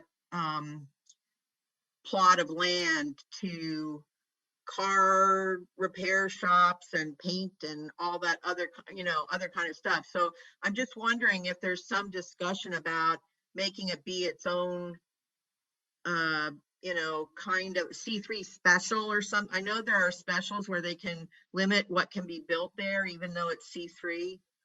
I mean, we need to, if you're going to recommend, and I know nothing's going to happen. We need to work on this with the county, but I really think that you guys should be thinking about when you just say make it C3, it can be anything that's commercial in a residential area that's or residential fringe, like I was asking you about Allen and New York Drive and Washington Boulevard. So just, you don't need to answer tonight, but I'd like to sort of see if that's been some of the discussion. Yeah, we can definitely follow up via email, but I believe there are some additional development standards in the CSD around auto-related uses. I can look into that more. I'm not sure if Eileen, you know more about that, but yeah. Don't rely on our CSD for making it better. I'd like to make sure that you guys are thinking about doing something different. That's all. You bring up. We need to move on, but I'll talk to you guys offline. Is there another question? Okay. What I would like to do is, I don't know if you when you shared your screen, if we can actually, where you could actually click and follow through all those things. If you can share that information with us, and then we can have Councilmember Wong post that on our website. And so if anyone has questions, they can go there. And then if you can also share contact information with Councilmember Wong on what we can make public and what we can make available to council members, so we can also follow up on the questions and Yeah, we did put our email address and our website in the chat and the link to the story map, but I can email that to Councilmember Wong as well. And we'll be able to make public comment in May, right? I mean, isn't that what the schedule says? So you guys will do your thing. We'll be able to comment on it in May, and we'll go from there. And none of this is etched in cement anyway. It's just recommendations, right? Yes, exactly. Yeah. It's all just proposed at this point. And thank you for giving us so much time during this meeting. We know it's a lot to present. It's just a lot of background information, but Thank you. appreciate your It is a time. lot of information and it's important information. So I'm sorry that we have to move on, but thank you so much for giving us that time and being very thorough. We really appreciate it. Thank you. Thank you. Okay, moving on. Item 4.2, Lincoln Avenue Senior Apartments. Was this in Councilmember Jones's strike? Would you like to introduce it, Councilmember Jones? So we have a little. Sure, it's Daryl and ours. Daryl, it's our census tract, and this is a senior housing, a proposed senior housing development that would happen on the corner of Lincoln and Figueroa, 2439 to 2445 Lincoln Avenue. These are senior apartments, and it's a whole housing development. I sent out the pictures, and we have the team here, and can go ahead. And where's Shonda? I don't see her. Oh, okay, there you are. Okay, so you want to introduce your team and then give us a brief explanation of what? Sure. I would love to. Thank you. If I may, I'll share my screen as well. Here we go. Pardon me. There we go. Yep, screen share from the beginning. There we go. And if I can, actually, I'll ask Jimmy Silverwood, our Executive Vice President, to chime in and tell you real quickly a little bit about us, affirmed housing. Jimmy? Great. Yeah, thank you, Shonda. Good evening, council members. Thanks for having us here tonight. It's nice to meet you all virtually. I'm Jimmy Silverwood with Affirmed Housing. I'm our Executive Vice President. Just a real quick piece on Affirmed Housing. Our company was founded in 1992. We are a family company, experienced affordable housing developer throughout California, and we're a long-term operator. We've completed to date 55 communities throughout California and over 4,300 affordable rental and for sale apartments and homes. And we currently have more than 1,300 apartments in our pipeline throughout California. We develop both new construction as well as rehab developments for seniors, special needs, and families. And I'll pass it back to Shonda. Shonda's our senior project manager. And we also have from Affirmed Housing, Heather Pollock-Averick, who's our director of supportive housing. And Shonda, I'll let you take it away. Thank you.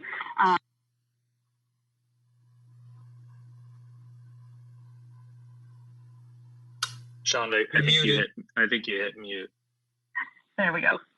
Also on the call, we have Sarah Tower, Chief Program Officer from Union Station Homeless Services, Kelly Tesso from Con-Am, our Regional Property Manager. We have our entitlement consultant, Tim Moran from Irvine Associates, and we have our architectural team from AC Martin, Tom Greer, and I'm not sure if David was able to join us. So we do have a team here. We're totally prepared for any questions you may ask us. I did touch on Union Station Homeless Services, and Engage will be another service provider. They'll be providing resident services and more intensive supportive services to help residents with lower income with their housing stability and linkages to community programs and healthcare education. So this is a service enriched community that we're proposing. Well, why is this not? Forgive me, this is not wanting to advance. There we go. Just an example of some projects Affirmed recently completed. Della Rosa in the city of Westminster, 50 units for supportive housing and family housing, lower income households as well. Examples of the community spaces and units that just the type and quality of projects that we're proud to bring to communities. ARIA, supportive housing, again, in the city of Los Angeles. This was recently completed in just this past March. Again, the interior of ARIA. Oh, finally, our existing site, hopefully here in the city, community of Altadena, the corner of Figueroa and Lincoln Avenue. It's currently a vacant service station. And this is what we're proposing.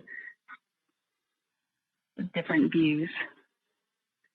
5 stories, 96 units, studios and 1 bedrooms, 2 managers units, just over 8,000 square feet of community space, open yards, a 2nd level courtyard terrace. And I will go over affordability just very briefly because our colleagues at the Regional Planning Department did a great job explaining affordability. This project will be affordable for at least 15 years and have annual monitoring to ensure we're compliant. What does affordable mean? As the previous presenters mentioned, it's for households who have lower incomes, below 60% of area median income in this specific case. So annually, that's a household of 2 who makes $54,000 and $54,060 or less for a household of 2. You would meet our income qualifications. Rents, again, keeping in mind that no more than 30% of your income should go towards housing costs. Rents for this project will range between $854 to just over $1,500 a month, again, depending on the household size and income. And about half of the units will be reserved for very low income seniors that have experienced homelessness. We also are very lucky. We have an allocation of project-based Section 8 vouchers to help further support the affordability of these units for very low income households. Back to the service enriched component I mentioned. We'll be working with Engaged and Union Station Homeless Services on a variety of programs. All programs will be listed, will be provided on site at no cost, and will offer the support necessary for residents to retain their housing and thrive on site. Let's see, our schedule is anticipated. We're looking to acquire the property this summer. Funding applications also going in this summer. Construction hopefully starting the latter part of next year, and hopefully welcoming everyone into the new community 3rd quarter of 2024. And that concludes my brief presentation. I am here, as I mentioned, all of our team is here if you have any questions. My email is here, but I'll add it to the chat box also in case anyone would like to reach out after the meeting. Thank you. I think that I'm sure there's going to be some questions right now, but I just want to point out to everybody this is not a CUP. They're not asking conditions. This is just a proposal, and they're looking at doing everything by right. The one thing I would like to actually ask is because in Altadena we have an ordinance. You mentioned a story, a building of 5 stories. We have an ordinance in townwide that it allows a maximum of only 3 stories. I just would like to know, is that a proposal, is that a discrepancy, or is that something we're not aware of that LA County, as under these particular circumstances, is allowing a variance between the current 3-foot standard, a 3-story standard to a proposal of a 5-story? So I can take that one, Shonda, if you want me to. This is Tim Moran with Irvine Associates. I'm the entitlement consultant with the team here. So the additional stories are being requested through a density bonus incentive as part of the project. So we've gone through that with regional planning, and they've determined that to be acceptable to increase the height and the story limit there. Okay. Any questions from the council? I have a quick question. Councilmember Jones? This is strictly senior housing, right? Strictly senior housing. Okay. Correct, yes. Councilmember Wong? Yes, thank you. So along that corridor, we actually do have transit, which is great. But how do you factor in parking in the design? Do you factor in parking for each unit? There is a parking ratio. Tim, I don't know if you want to take that one, or Con Am. In terms of the parking requirement, when it comes to these type of projects, the current state legislation, specifically AB 2162 does not require for 100% affordable projects there'd be a minimum parking requirement. But if your question is more in terms of Is it more about like the need of the project for parking or what we're required to provide? Yeah, I would think the need, obviously there's a lot of potential with transit, and we're actually having a micro transit pilot probably before you complete your project. But obviously, there's definitely opportunities. So I was just wondering, ultimately, if you have a parking garage underneath, or how you structure parking facilities. Yeah, so I can kind of speak to that for a little bit. So we do have parking on site. I believe Shonda or maybe Tom, if you have it readily available, I think it's around close to 30 spaces. Obviously, we are serving half of the population will be formerly homeless seniors, and so as such, as you could imagine, those folks tend to not have cars. We currently operate about 750 supportive housing apartments throughout California, and that has, basically been true kind of across the board, that the percentages of folks with cars that are moving off the streets is extremely low, again, as most of us would probably imagine. So the parking ratios are inherently lower because 50% of the development will be serving folks who are formerly homeless. Yeah, just to confirm, this is Tom Greer, architect on the project. We have 34 cars presently planned in conceptual phase, and that works out to about one in every 3 units, or one space for every 3 units on average, would have the ability to park on site. Councilmember Ozen? Con-Am, which Con-Am? The one based in San Diego or Glendale or a different one? Con-Am has our largest corporate office is in San Diego, but we have satellite offices. I'm from Inland Empire. I reside, my office is in Riverside, but we also have one in Glendale. You're correct. Any other questions? No more questions from the council? I have one. Okay. It's Amy. I sort of have two, actually. Will any of the parking spaces be for electric cars with the advent of so many car companies moving to full electric in the not too distant future? And then perhaps the more important question is, what happens after 15 years to these apartments? I can feel the electric. Yeah, Tom, do you want to field? You could field the EV portion. I mean, I think we're always providing a certain amount of EV in all of our new developments. Can you? Correct. Yeah, I think we're at 34 cars presently as planned, and we're looking at, I believe, 4 EV charging stations. One of those would be for one of the ADA stalls. One of the 2 ADA stalls would be EV charging ready, and then there would be 3 additional standard stalls that would have EV charging. And then I could speak to the affordability. So I think that was a typo in our presentation, and we apologize for that. So this project would include tax credits from the state of California, and it would have a 55-year regulatory agreement on the property for the affordability. So the 15 years is typically how long the tax credit investor remains in the partnership. So we remain at the properties at least for 15 years, and typically much longer than that. But I think that might have been part of the confusion there. So the regulatory agreement will be a 55-year regulatory agreement on the property. Any more questions? Could I just follow up? If your company were to leave after 15 years, how would the supportive services be structured with an incoming property management?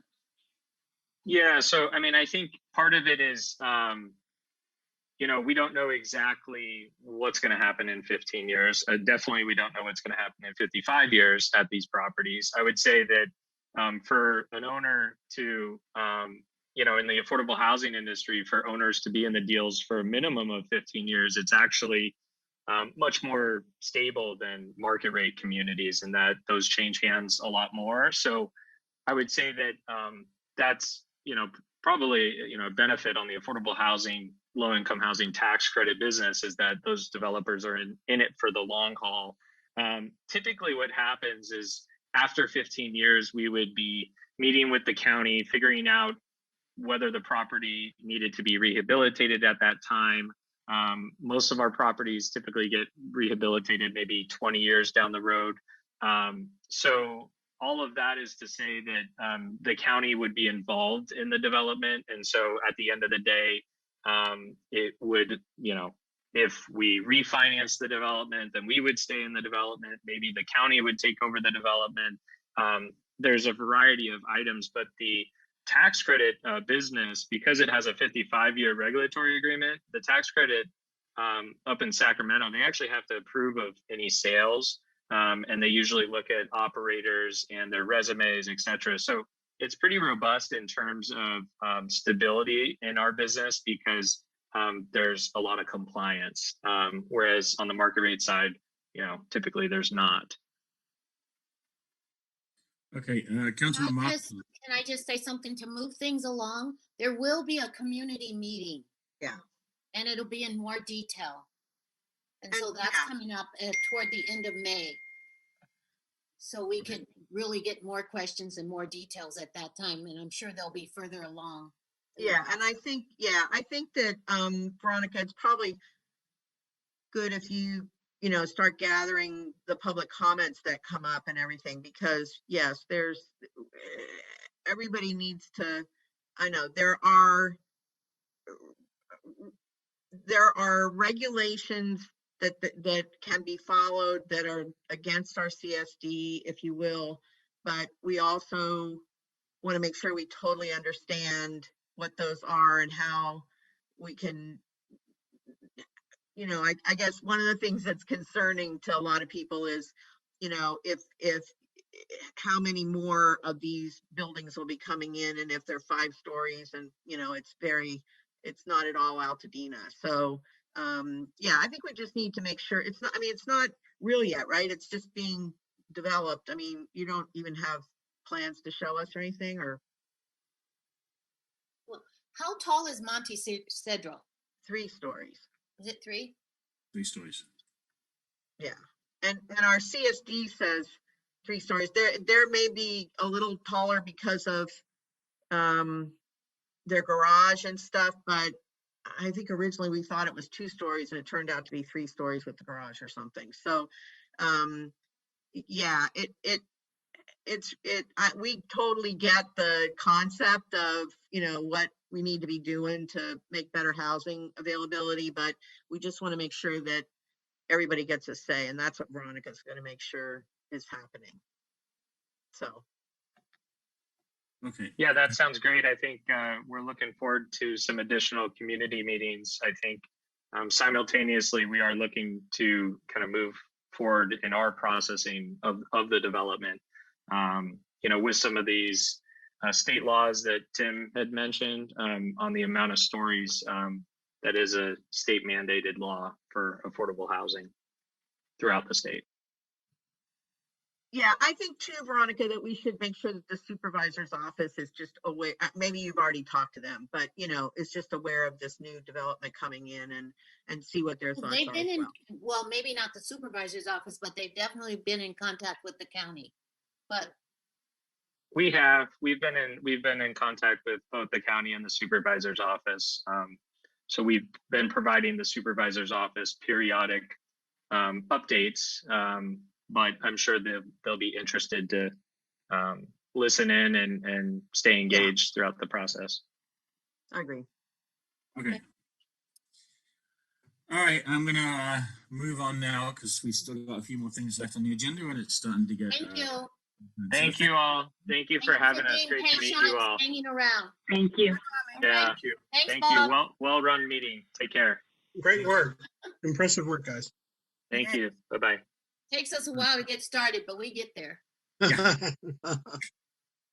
Okay, moving on. Item 5, Altadena Community Report, starting with 5.1, the Altadena Library. Nikki Winslow, are you here? Yes.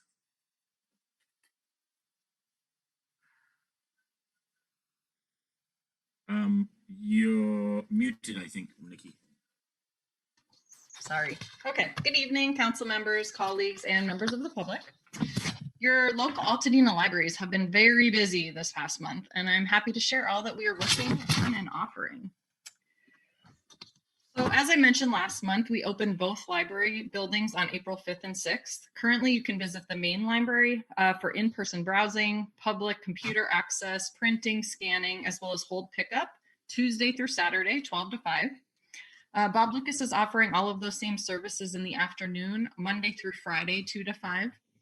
They're also offering literacy tutoring and ESLs in the mornings, Monday through Friday. So if you know anyone that'd be interested in literacy programming, just have them reach out. We're also offering outdoor seating and power access available for anyone that wants to use our very, very fast 10 gigabyte Wi-Fi or sit outside and read, hang out, study, whatever they want to do. Our passport service office is also open at this point and is super busy with the Real ID coming due in October. I think a lot of people are choosing to get a passport instead. They're typically booked a week out, and my staff are amazing at that work. So you can do it by appointment only Monday through Friday. So if you know people that are interested in getting their passport, send them our way. We continue to plan for more expanded services, and I will have more information to come. We're hoping to do that probably sometime in June. Also last month, I mentioned that we were doing National Library Week recognition, which was April 4th through the 11th, and was a wonderful celebration where we spotlighted many of our local organizations on our social media platforms and website, doing amazing work for Altadena. They included the Seed Library of Los Angeles, Diabetes Prevention Program, Born Family Services, Via Esperanza, Little Free Libraries, Union Station Homeless Services, and more. We're continuing to build these relationships to promote these resources and hopefully connect community members that could take advantage of these services. Right. During National Library Week, we also debuted a wonderful new library card design. If you don't have a library card with us, shame on you. But you can also stop by and one of our library branches to apply and get a card. You can also sign up online and stop by one of the libraries as well. Also, if you need your card replaced, why not? Because it's a really cute design. Kudos to Chloe, my marketing and community engagement manager, for this very visually appealing design. National Library Week was very full, as you can see. We also launched our brand new Read Local, Shop Local program as well. Our Assistant Director, Victor, and the Adult Services team were able to sign up 15 businesses for the launch to offer some type of discount if you visit their business and show them your library card. Since then, we've already signed up a couple more businesses, and we're promoting these businesses on our website, our newsletter, and social media platforms as well. You're asking, what businesses are they? Here you go, and I don't expect you to memorize all of them in 2 seconds, but here's a list of those 17 businesses on board. You can check these out and discover the discounts of each business on our website. I'll put it in the chat. It's altadenalibrary.org/shoplocal. We also recently met with Doug, Billy, and Judy from the Altadena Chamber of Commerce to figure out how we can partner on this new initiative. So more info to come as we continue to grow this service of promoting the library and all of our local Altadena businesses. So our wonderful youth and family services staff connected with our new trustee, Camila Wilkerson, to spotlight the period of Ramadan in partnership with Ramadan Ready and I'm going to say it wrong, Mazik Al Taqwa, to offer weekly virtual story times and crafts throughout the period of Ramadan. This is a great example of how libraries can partner with local groups to provide educational opportunities and increase access to information that's not usually highlighted. I would highly encourage everyone to visit our YouTube page and watch these informative and impactful programs, which, yes, are largely focused on children, but again, very informative, like I said. So check out our YouTube page and watch some of this programming. The This is Altadena podcast dropped its latest, which is our 4th episode, on April 2nd. This time, Chloe sat down with Altadena Farmers Market owner-operator and master chef Stacy Whitney to talk about all of the Nature's Bounty that you can find this spring at the Farmers Market. And then also followed that with an interview with Jessica Yarger and Sue Falcone of the Altadena Seed Library, who offer training and tips on saving and sowing seeds and many other gardening tricks. Check it out on whatever podcast platform that you use. And again, like I said, this is our 4th one, and they're pretty good. They're very good, actually. So through our continued partnership with the Pasadena Literary Alliance, our latest author discussion will be released this Thursday, April 22nd, in honor of Earth Day. It features best-selling, amazing authors, Barbara Kingsolver and Kim Stanley Robinson, who will talk about fiction's role in environmental justice, climate change, and more. Again, this is another awesome program on our YouTube page that I'd like to promote. And we actually produced 2 other author talks with Pasadena Literary Alliance that were posted within the last month. So if you like author talks, definitely check it out. Can you guys believe it's already almost May? I mean, as I was looking through this, I just couldn't. We will be offering several programs in May, including May the 4th Be With You Family Star Wars Trivia, an interview with Joe Field, a pioneer in comics retail and founder of Free Comic Book Day. We're going to have some free comic book giveaways, as well as a Baby Yoda craft kit and more. Can you tell that I have several staff that are comic book / Star Wars enthusiasts? So check out all of our programs, so all of these and more, on our webpage at altadena.library.org/programs. If they require registration, you do that all through that page. So again, some really cool programming coming up. And as usual, to close out my presentation, I'm going to finish with a quote from author Marianne Williamson. In every community, there's work to be done. In every nation, there are wounds to heal. In every heart, there is the power to do it. And to Veronica's earlier point, be kind and do what you can to help those around you. And thank you so much for the time to present, as usual. And I'm happy to answer any questions anyone has. And I will try Thank you. Any questions for Nikki? Stop my share.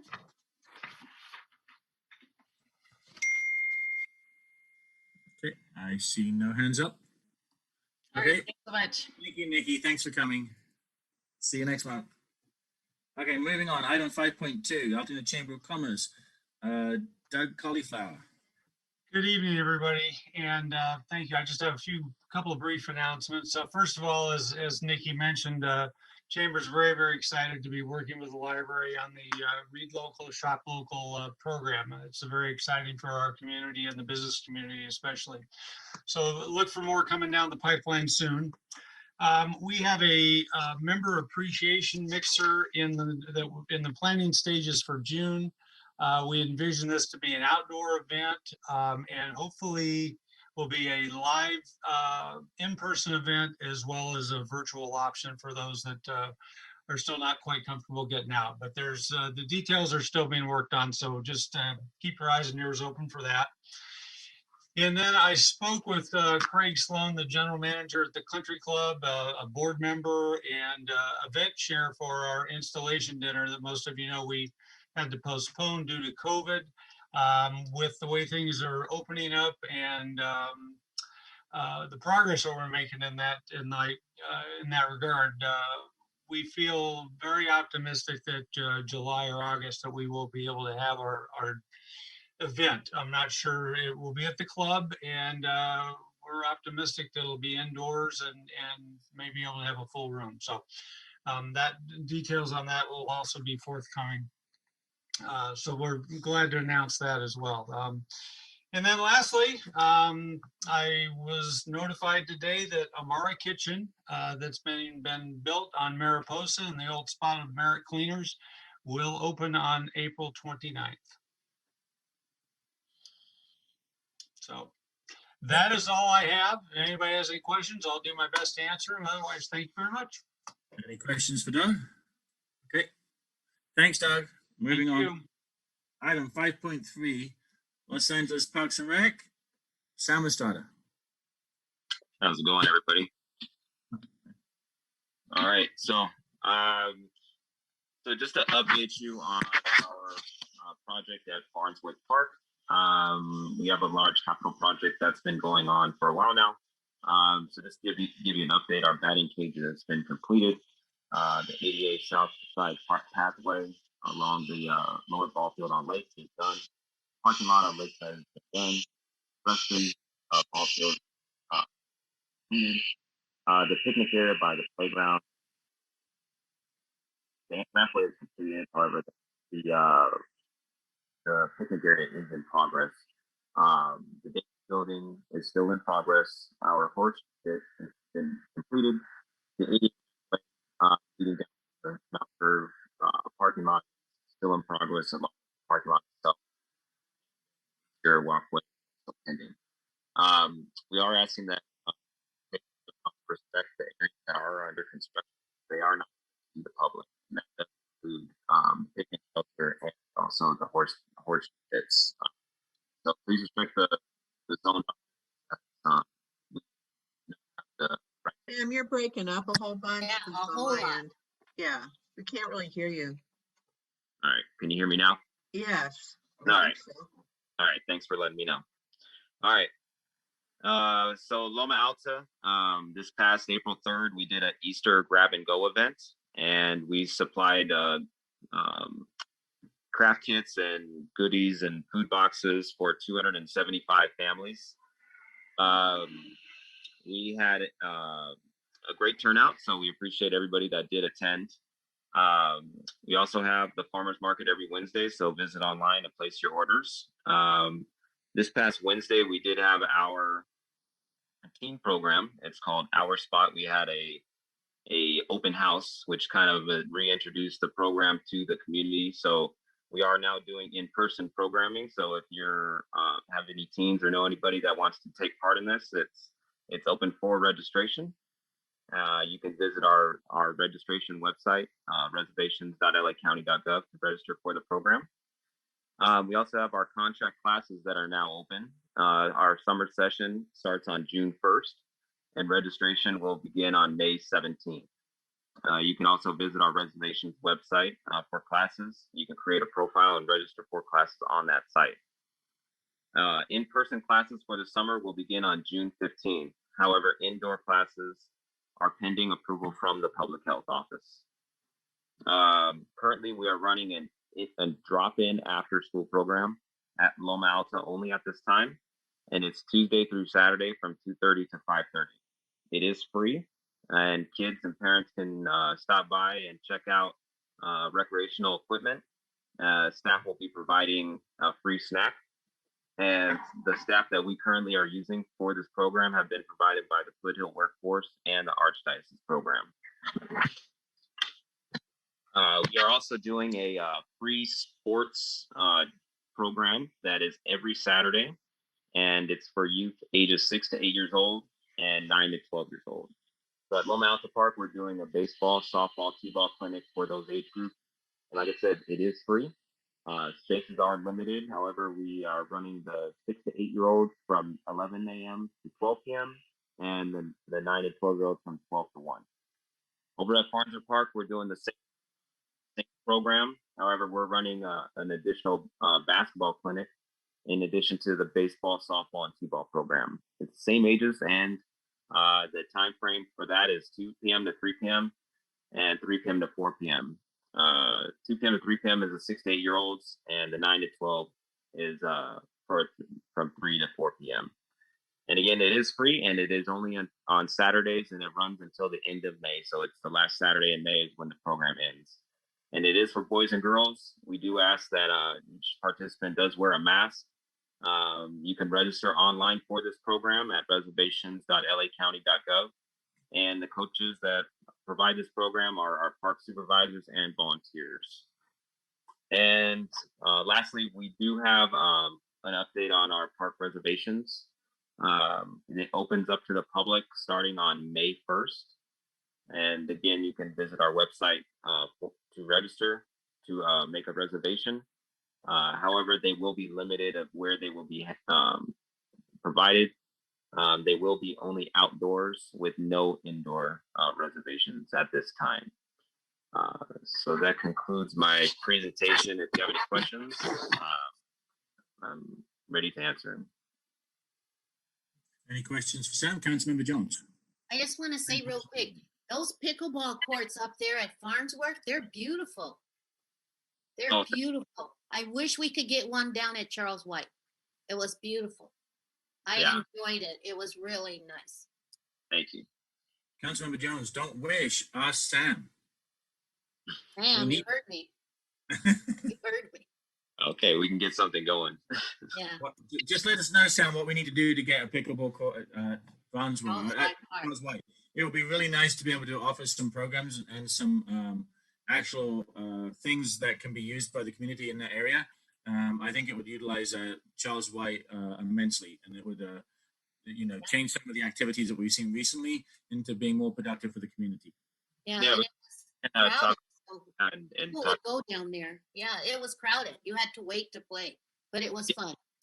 Yeah, I saw it today, and it was crowded pretty much the whole day. Any more questions? I think Councilman Wong had a question. No. Okay. All right. Okay. Thanks, Sam. Really appreciate you coming. Sorry about the long wait today. And we'll see you next month. And Councilman Arzen, was it a wave or a hand up for a question? Okay. All right. Okay. Thank you, Sam. See you next month. All right. Thank you. Okay, moving on. Item 6, committee reports. And the first one is missing, is going to be 6.1, Safe Streets, Councilmember Wong.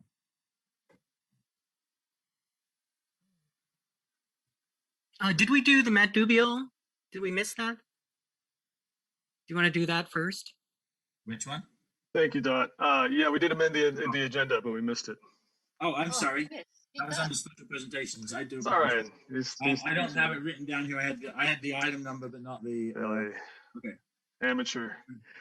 All right, so I'll try to make this quick. I apologize for the confusion. I wanted to do this last month, but I didn't get my motion into the executive committee in time, and I'm not quite sure what happened this month. So council member Lyford last month beat me to the punch a little bit, but I still thought it would be nice to do something official. For those of you that are unaware, Mr. Dubiel is in charge of those slow down signs that have popped up around town during COVID. I happen to have signs at both ends of my block, and I've both experienced their suggestive power and witnessed a change in their traffic on my street due to their presence. At first, my signs were on A-frames. One kept getting run over and the other one kept getting moved. So on a Friday evening, I called up Mr. Dubiel, and the number on the website goes straight to his cell phone. He wasn't there. I left a message. He called me back on Saturday afternoon, and by Monday, both of those signs were replaced. He was friendly, he was professional, he was quick, and he didn't know I was on town council. As we are really the only elected body that specifically represents Altadena, I think it's important that we use our positions to acknowledge the public servants whose actions and the handling of their jobs improve our town. And it's with that spirit that I move that the council award a certificate of appreciation to Matt Dubiel of Vision Zero for his professionalism and dedication to improving the safety of Altadena's roadways. I was unable to get my hands on an official ATC template, so I made this chintzy thing here. I am more than happy to either transfer it to the official thing, or if you want, I can just get the sign and mail it out. That's nice. Thanks. I like it. Do we second your motion? We should. I second your motion. He does, yeah. There are several seconds, so Councilmember Arzen. Okay. All right. Do we have a vote? All those in favor say aye. Aye. Aye. All those opposed say nay. Any abstentions? And I just want to point out for the record, in case anyone's wondering, the chair does not vote. So if you see my hand not going up and wondering why doesn't want to be included, it's not that I don't want to be included. The chair does not vote unless there's a required tie vote, and then the chair will vote for the tie. So, okay, so moved. Thank you for the time, guys. Thank you, Councilor Malone.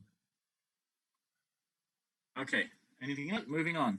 And thank you for your patience and us missing you there. And coming back. That was very important. Thank you. Okay, moving on. Item 6.1, Safe Streets, Councilmember Wong. Thank you. I'm going to try and share my screen.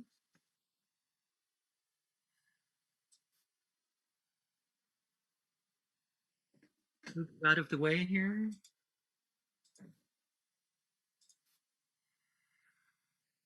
Okay, so I'm just going to fly through the introduction of the demonstration project walkway at Loma Alta Park. This came, so I'm going to do the quick little presentation on, let me see how I move the thing. Okay, there you go. So ultimately, we early on, a year ago during COVID, we were looking to address the mixed use and different speeds, et cetera, and safety around Loma Alta Park. And so what came of it was the first ever demonstration project that LA County Public Works had done, which is a temporary sidewalk along Loma Alta Park between Lincoln and Sunset Ridge. And that was to create a protected, expanded walkway loop during COVID. So, whoops. So obviously, safety around the parks are very important, and there's a lot of work. Residents concerned about the speeds around the park. So it was also definitely addressing traffic safety. And this is the one crosswalk that goes across Loma Alta Park that currently there aren't any, quote, traffic calming measures in place, which could be a stop sign or a variety of things. And so really, this space has some potential to shorten the crossing distance. And then LA County Public Works also red painted, because as you can see, it's not even an ADA accessible compliant crosswalk. It goes into the storm drain. So by the variety of concerned residents in the area, the red painted curb happens to then allow families pushing their strollers to cross the street, but we still have speed concerns. So right here, this is one of the, quote, lines painted, and this line also sort of does some slight protection along the debris basin, and then it lines up with the delineators that go to Lincoln as the protected loop. And then it also added a crosswalk that then got you up to the Altadena Crest Trail. So this is our temporary, this is literally like, you know, it's not tape, but it's kind of like tape. So it's not a permanent, it is a temporary infrastructure. And so when that went in, we started to realize, wow, this is the Altadena Crest Trail.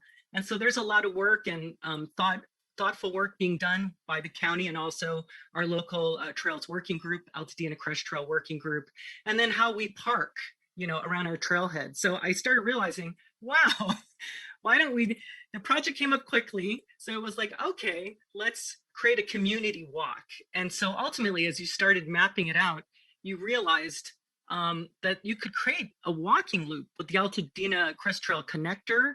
And then also the Lavinia Altadena Crest Trail connector is being built that can bring some awareness. And then along the storm basin, where I have it, we listed it in brown, is kind of that long line along the debris basin.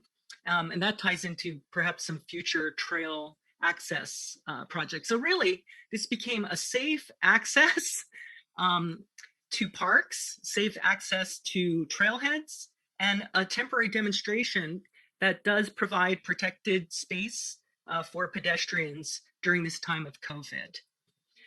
So we hosted an event, and thanks to LA County Public Works, we had three engineers come, and we actually had also LA County Parks and Recreation loaned us the front of the Sunset Ridge parking lot, and we invited families. We had a food giveaway, 120 food boxes were given away. Families came out to walk the loop. We have our local residents helping, Safe Streets Committee, and a variety of residents that wanted to participate, and families. And Amigos de los Rios donated for the day 17 potted trees that we then aligned the protected walkway with to kind of green it a little bit along Loma Alta. And we had our partners come in, again, first to third.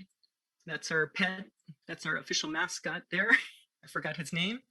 But Daryl and his mascot were there representing. And then there's our food giveaway. And then we had youth, high school youth from across Altadena and Pasadena, mentored by one of our great Altadena residents. And they promoted social justice and chalked the sidewalk. And there's our happy family, LA County Public Works, families, Safe Streets Committee. There's Council Member Arnzen there to represent, and we gave a little messaging while we're at it. We created a survey so people can provide feedback by trying the loop and talking about things, which has been really constructive so far. We're getting a lot of different comments. And then while this demonstration project is up, we're going to be using this Earth Week time to do a Earth Week, take a walk. What do you see? Download iNaturalist, and we're going to take the City Nature Challenge. Hopefully that will be April 30th to May 3rd to do some great investigating of nature in our community. And our constituent in Altadena and Paloma Avila will be celebrating the findings after the City Nature Challenge, and she'll be our featured guest.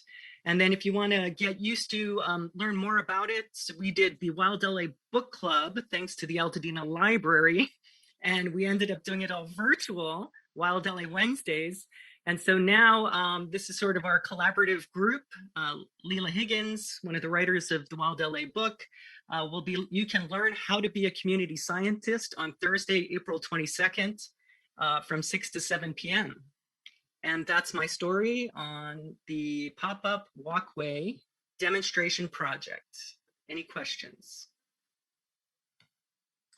Any questions to Councilmember Wong?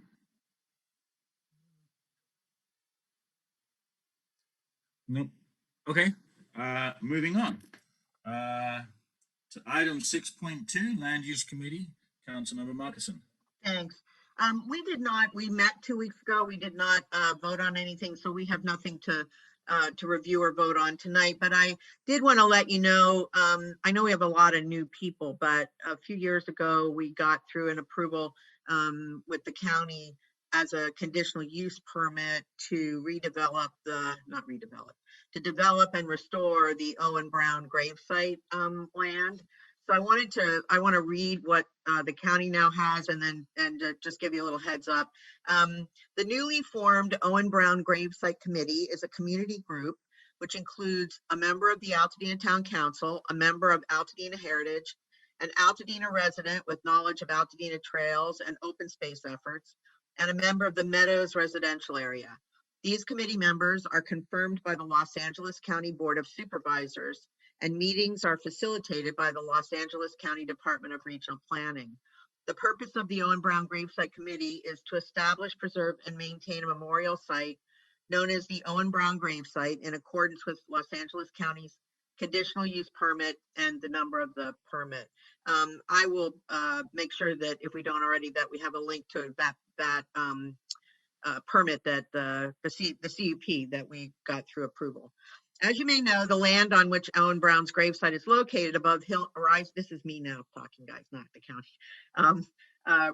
Above Rising Hill and El Prieto have been purchased and will be conveyed to an appropriate land conservancy to maintain as open space. The headstone, will be returned to its rightful location where it was commemorated 130 years ago. In addition, there's a community fund of $300,000 that will be used for restoring the gravesite and completing educational materials to be used by the local schools.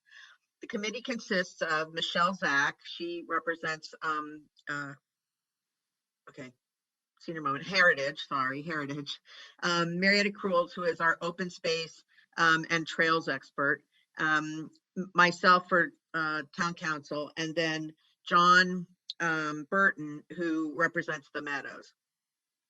The county website where you'll be able to find meeting agendas and important documents as we move forward with this project is planning.lacounty.gov, which is the same way to get regional planning for everything. And then just do /agenda/OBG. So OBG is Owen Brown Gravesite, and that's how it's designated on the regional planning website if you're searching. I encourage everyone to attend the committee meetings. On that website will be the agenda. I'll post all this on our website so that you can have the links. I encourage everyone to attend the meetings if you can, and we'll be giving reports as the project progresses. It's only just started. We really haven't done much. And it's important to note that this is not an Altadena Town Council committee. This is a community committee represented by a bunch of different areas of the town, and really being done under regional planning.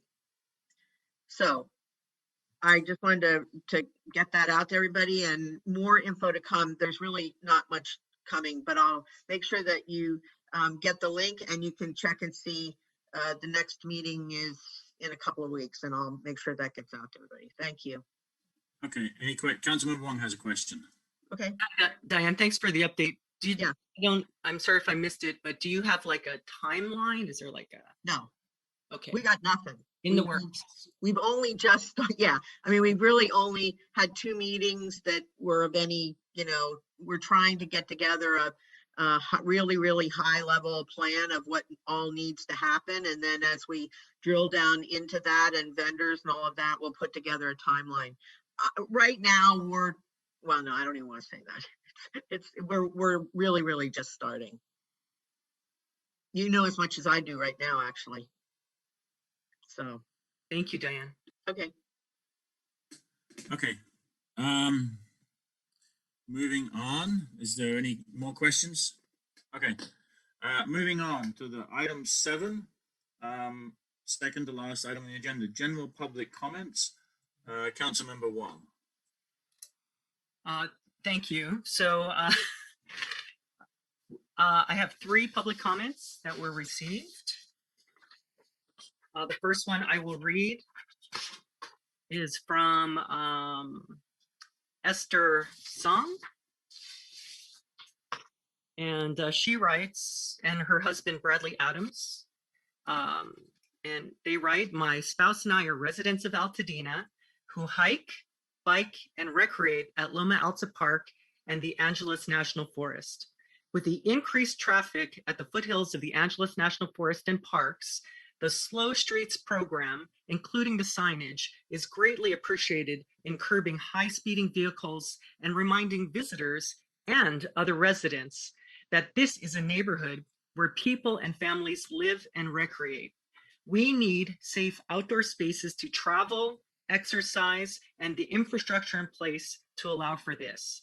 The expanded walkway has added to the safety of our neighborhood, and we hope to see the sidewalk extend down Loma Alta. We have seen pedestrians, people with disabilities, cyclists, and equestrians using the expanded walkway, and more drivers slowing down with the infrastructure and signs in place.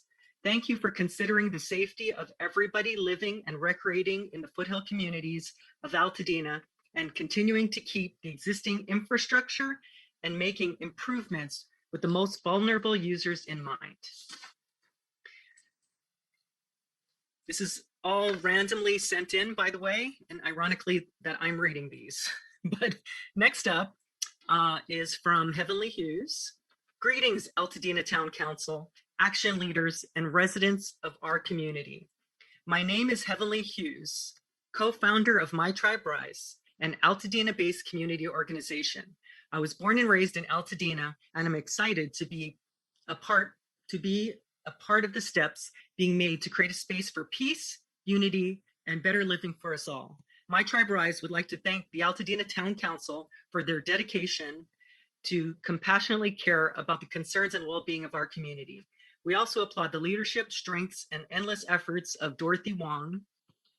Dorothy demonstrates and gives opportunity to provide knowledge and awareness for mobility justice, environmental justice, and social justice. We continue to see Ms. Wong and Nick Ardzen. I might be reading the wrong one, sorry. I got a revision. Environmental justice, Nick Ardzen actively engaging in the community with projects and development and outreach. Thank you to Councilmember Billy Malone for showing up and supporting the Baskets of Peace Easter extravaganza. My Tribe Rise joined the Altadena Grocery Outlet, Metropolitan Baptist Church, Neighborhood Servants, and other organizations. Over 400 baskets filled with toys and food and other gifts were provided to our communities, the local communities. What is most memorable for me was the Stop Asian Hate Awareness March, the Asian community leaders, clergy, and local residents sharing their personal experiences and feelings, including Town Council member Dorothy Wong, regarding the hate imposed on Asians across the nation. This moment created a safe space for our Asian family and friends and neighbors to embrace and to support. We are grateful to Dr. Sandra Thomas for her expert guidance, mentoring, and advice.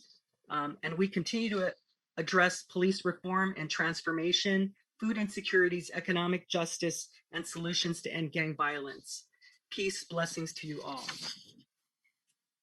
And the last one is Hello, Town Council. I'm writing today as a long life Altadena resident and homeowner to affirm our support, both personally and from our organization, Soul Force Project. Here in Altadena, we see firsthand the value of community commitment we've seen from the leadership of Dorothy Wong, one of your town council members. She is one of the most visible and active advocates for safety and transportation and neighborhood goodwill in our community. Recently, she helped organize the March Against Anti-Asian Hate, which brought out a rainbow of diverse support for our community, with passionate speakers and stories from local residents and faith leaders. This event is supported not just by Soul Force Project, also My Tribe Rise, and a number of other local Altadena organizations in collaboration. Dena United Racial Justice Coalition. We're engaged on the streets of our local parks with the unity message that is positive, peaceful, productive, and passionate. Dorothy has been an extraordinary asset on making this community more cohesive and connected. We need to encourage and dedicate voices in Altadena, and are proud Dorothy represents in Altadena. Sorry. And it's always looking for ways to improve interconnectedness, accessibility, and safety for the good of all. Thank you very much. Paul Livingstone. That's it. Sorry. I just wanted to mention one thing is that it has been the secretary's position to read all the public comments as they come in, and it is on our agenda, and our agenda is posted publicly, but because Nick Santangelo has left, it's fallen on our corresponding secretary, Dorothy Wong, and her information is given in the agenda. So if anyone's listening or streaming and they want to make public comments, please go to the latest agenda and address it to the person who is on that. But I did hear earlier today, and I responded, I just realized that it didn't go through. I heard from Councilmember Arnzen, who actually received a couple of public comments that I think went to him by mistake because it was the wrong Nick. And it should have gone to Dorothy, but they did submit it to, I believe, the wrong Nick. Were you able to get those comments to Dorothy, or you did? So those were two there. Okay. All right. I just wanted to confirm to make sure. I want to make sure that we're transparent, and if somebody sends something in, it is addressed. Okay. All right. Thank you. So moving on. Item 8, census tract reports, and we have 460301. Yes, thank you. Dorothy and I have arranged for a community meeting tomorrow for our census tract, but of course, all are welcome. And we have the theme of building community resilience and sustainability. We're mostly going to be talking about green gardening and fire safety. And we have tried to make it more interesting with our format. Dorothy and I are each going to interview experts in those fields. So I'll be interviewing Sean Mastretti of Studio Petrichor, and Dorothy's going to be interviewing Mala Arthur, the Regional Coordinator of Southern California Fire Safe Council. So if you are available, we'd love to have you. Okay. Thank you. One more. Okay. One quick little update. Can we share my screen? Oh, sorry. Hold on. Oh no. I have to go here. Okay.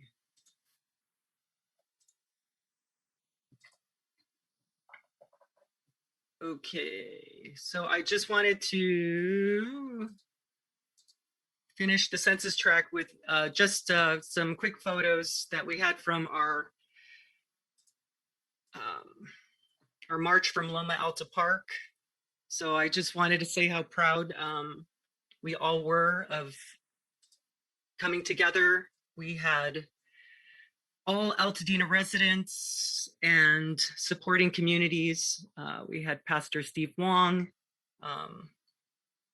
give our opening speech, and again, really meaningful march and activities to support our community. So I thought that was really powerful. We marched down to Charles White Park.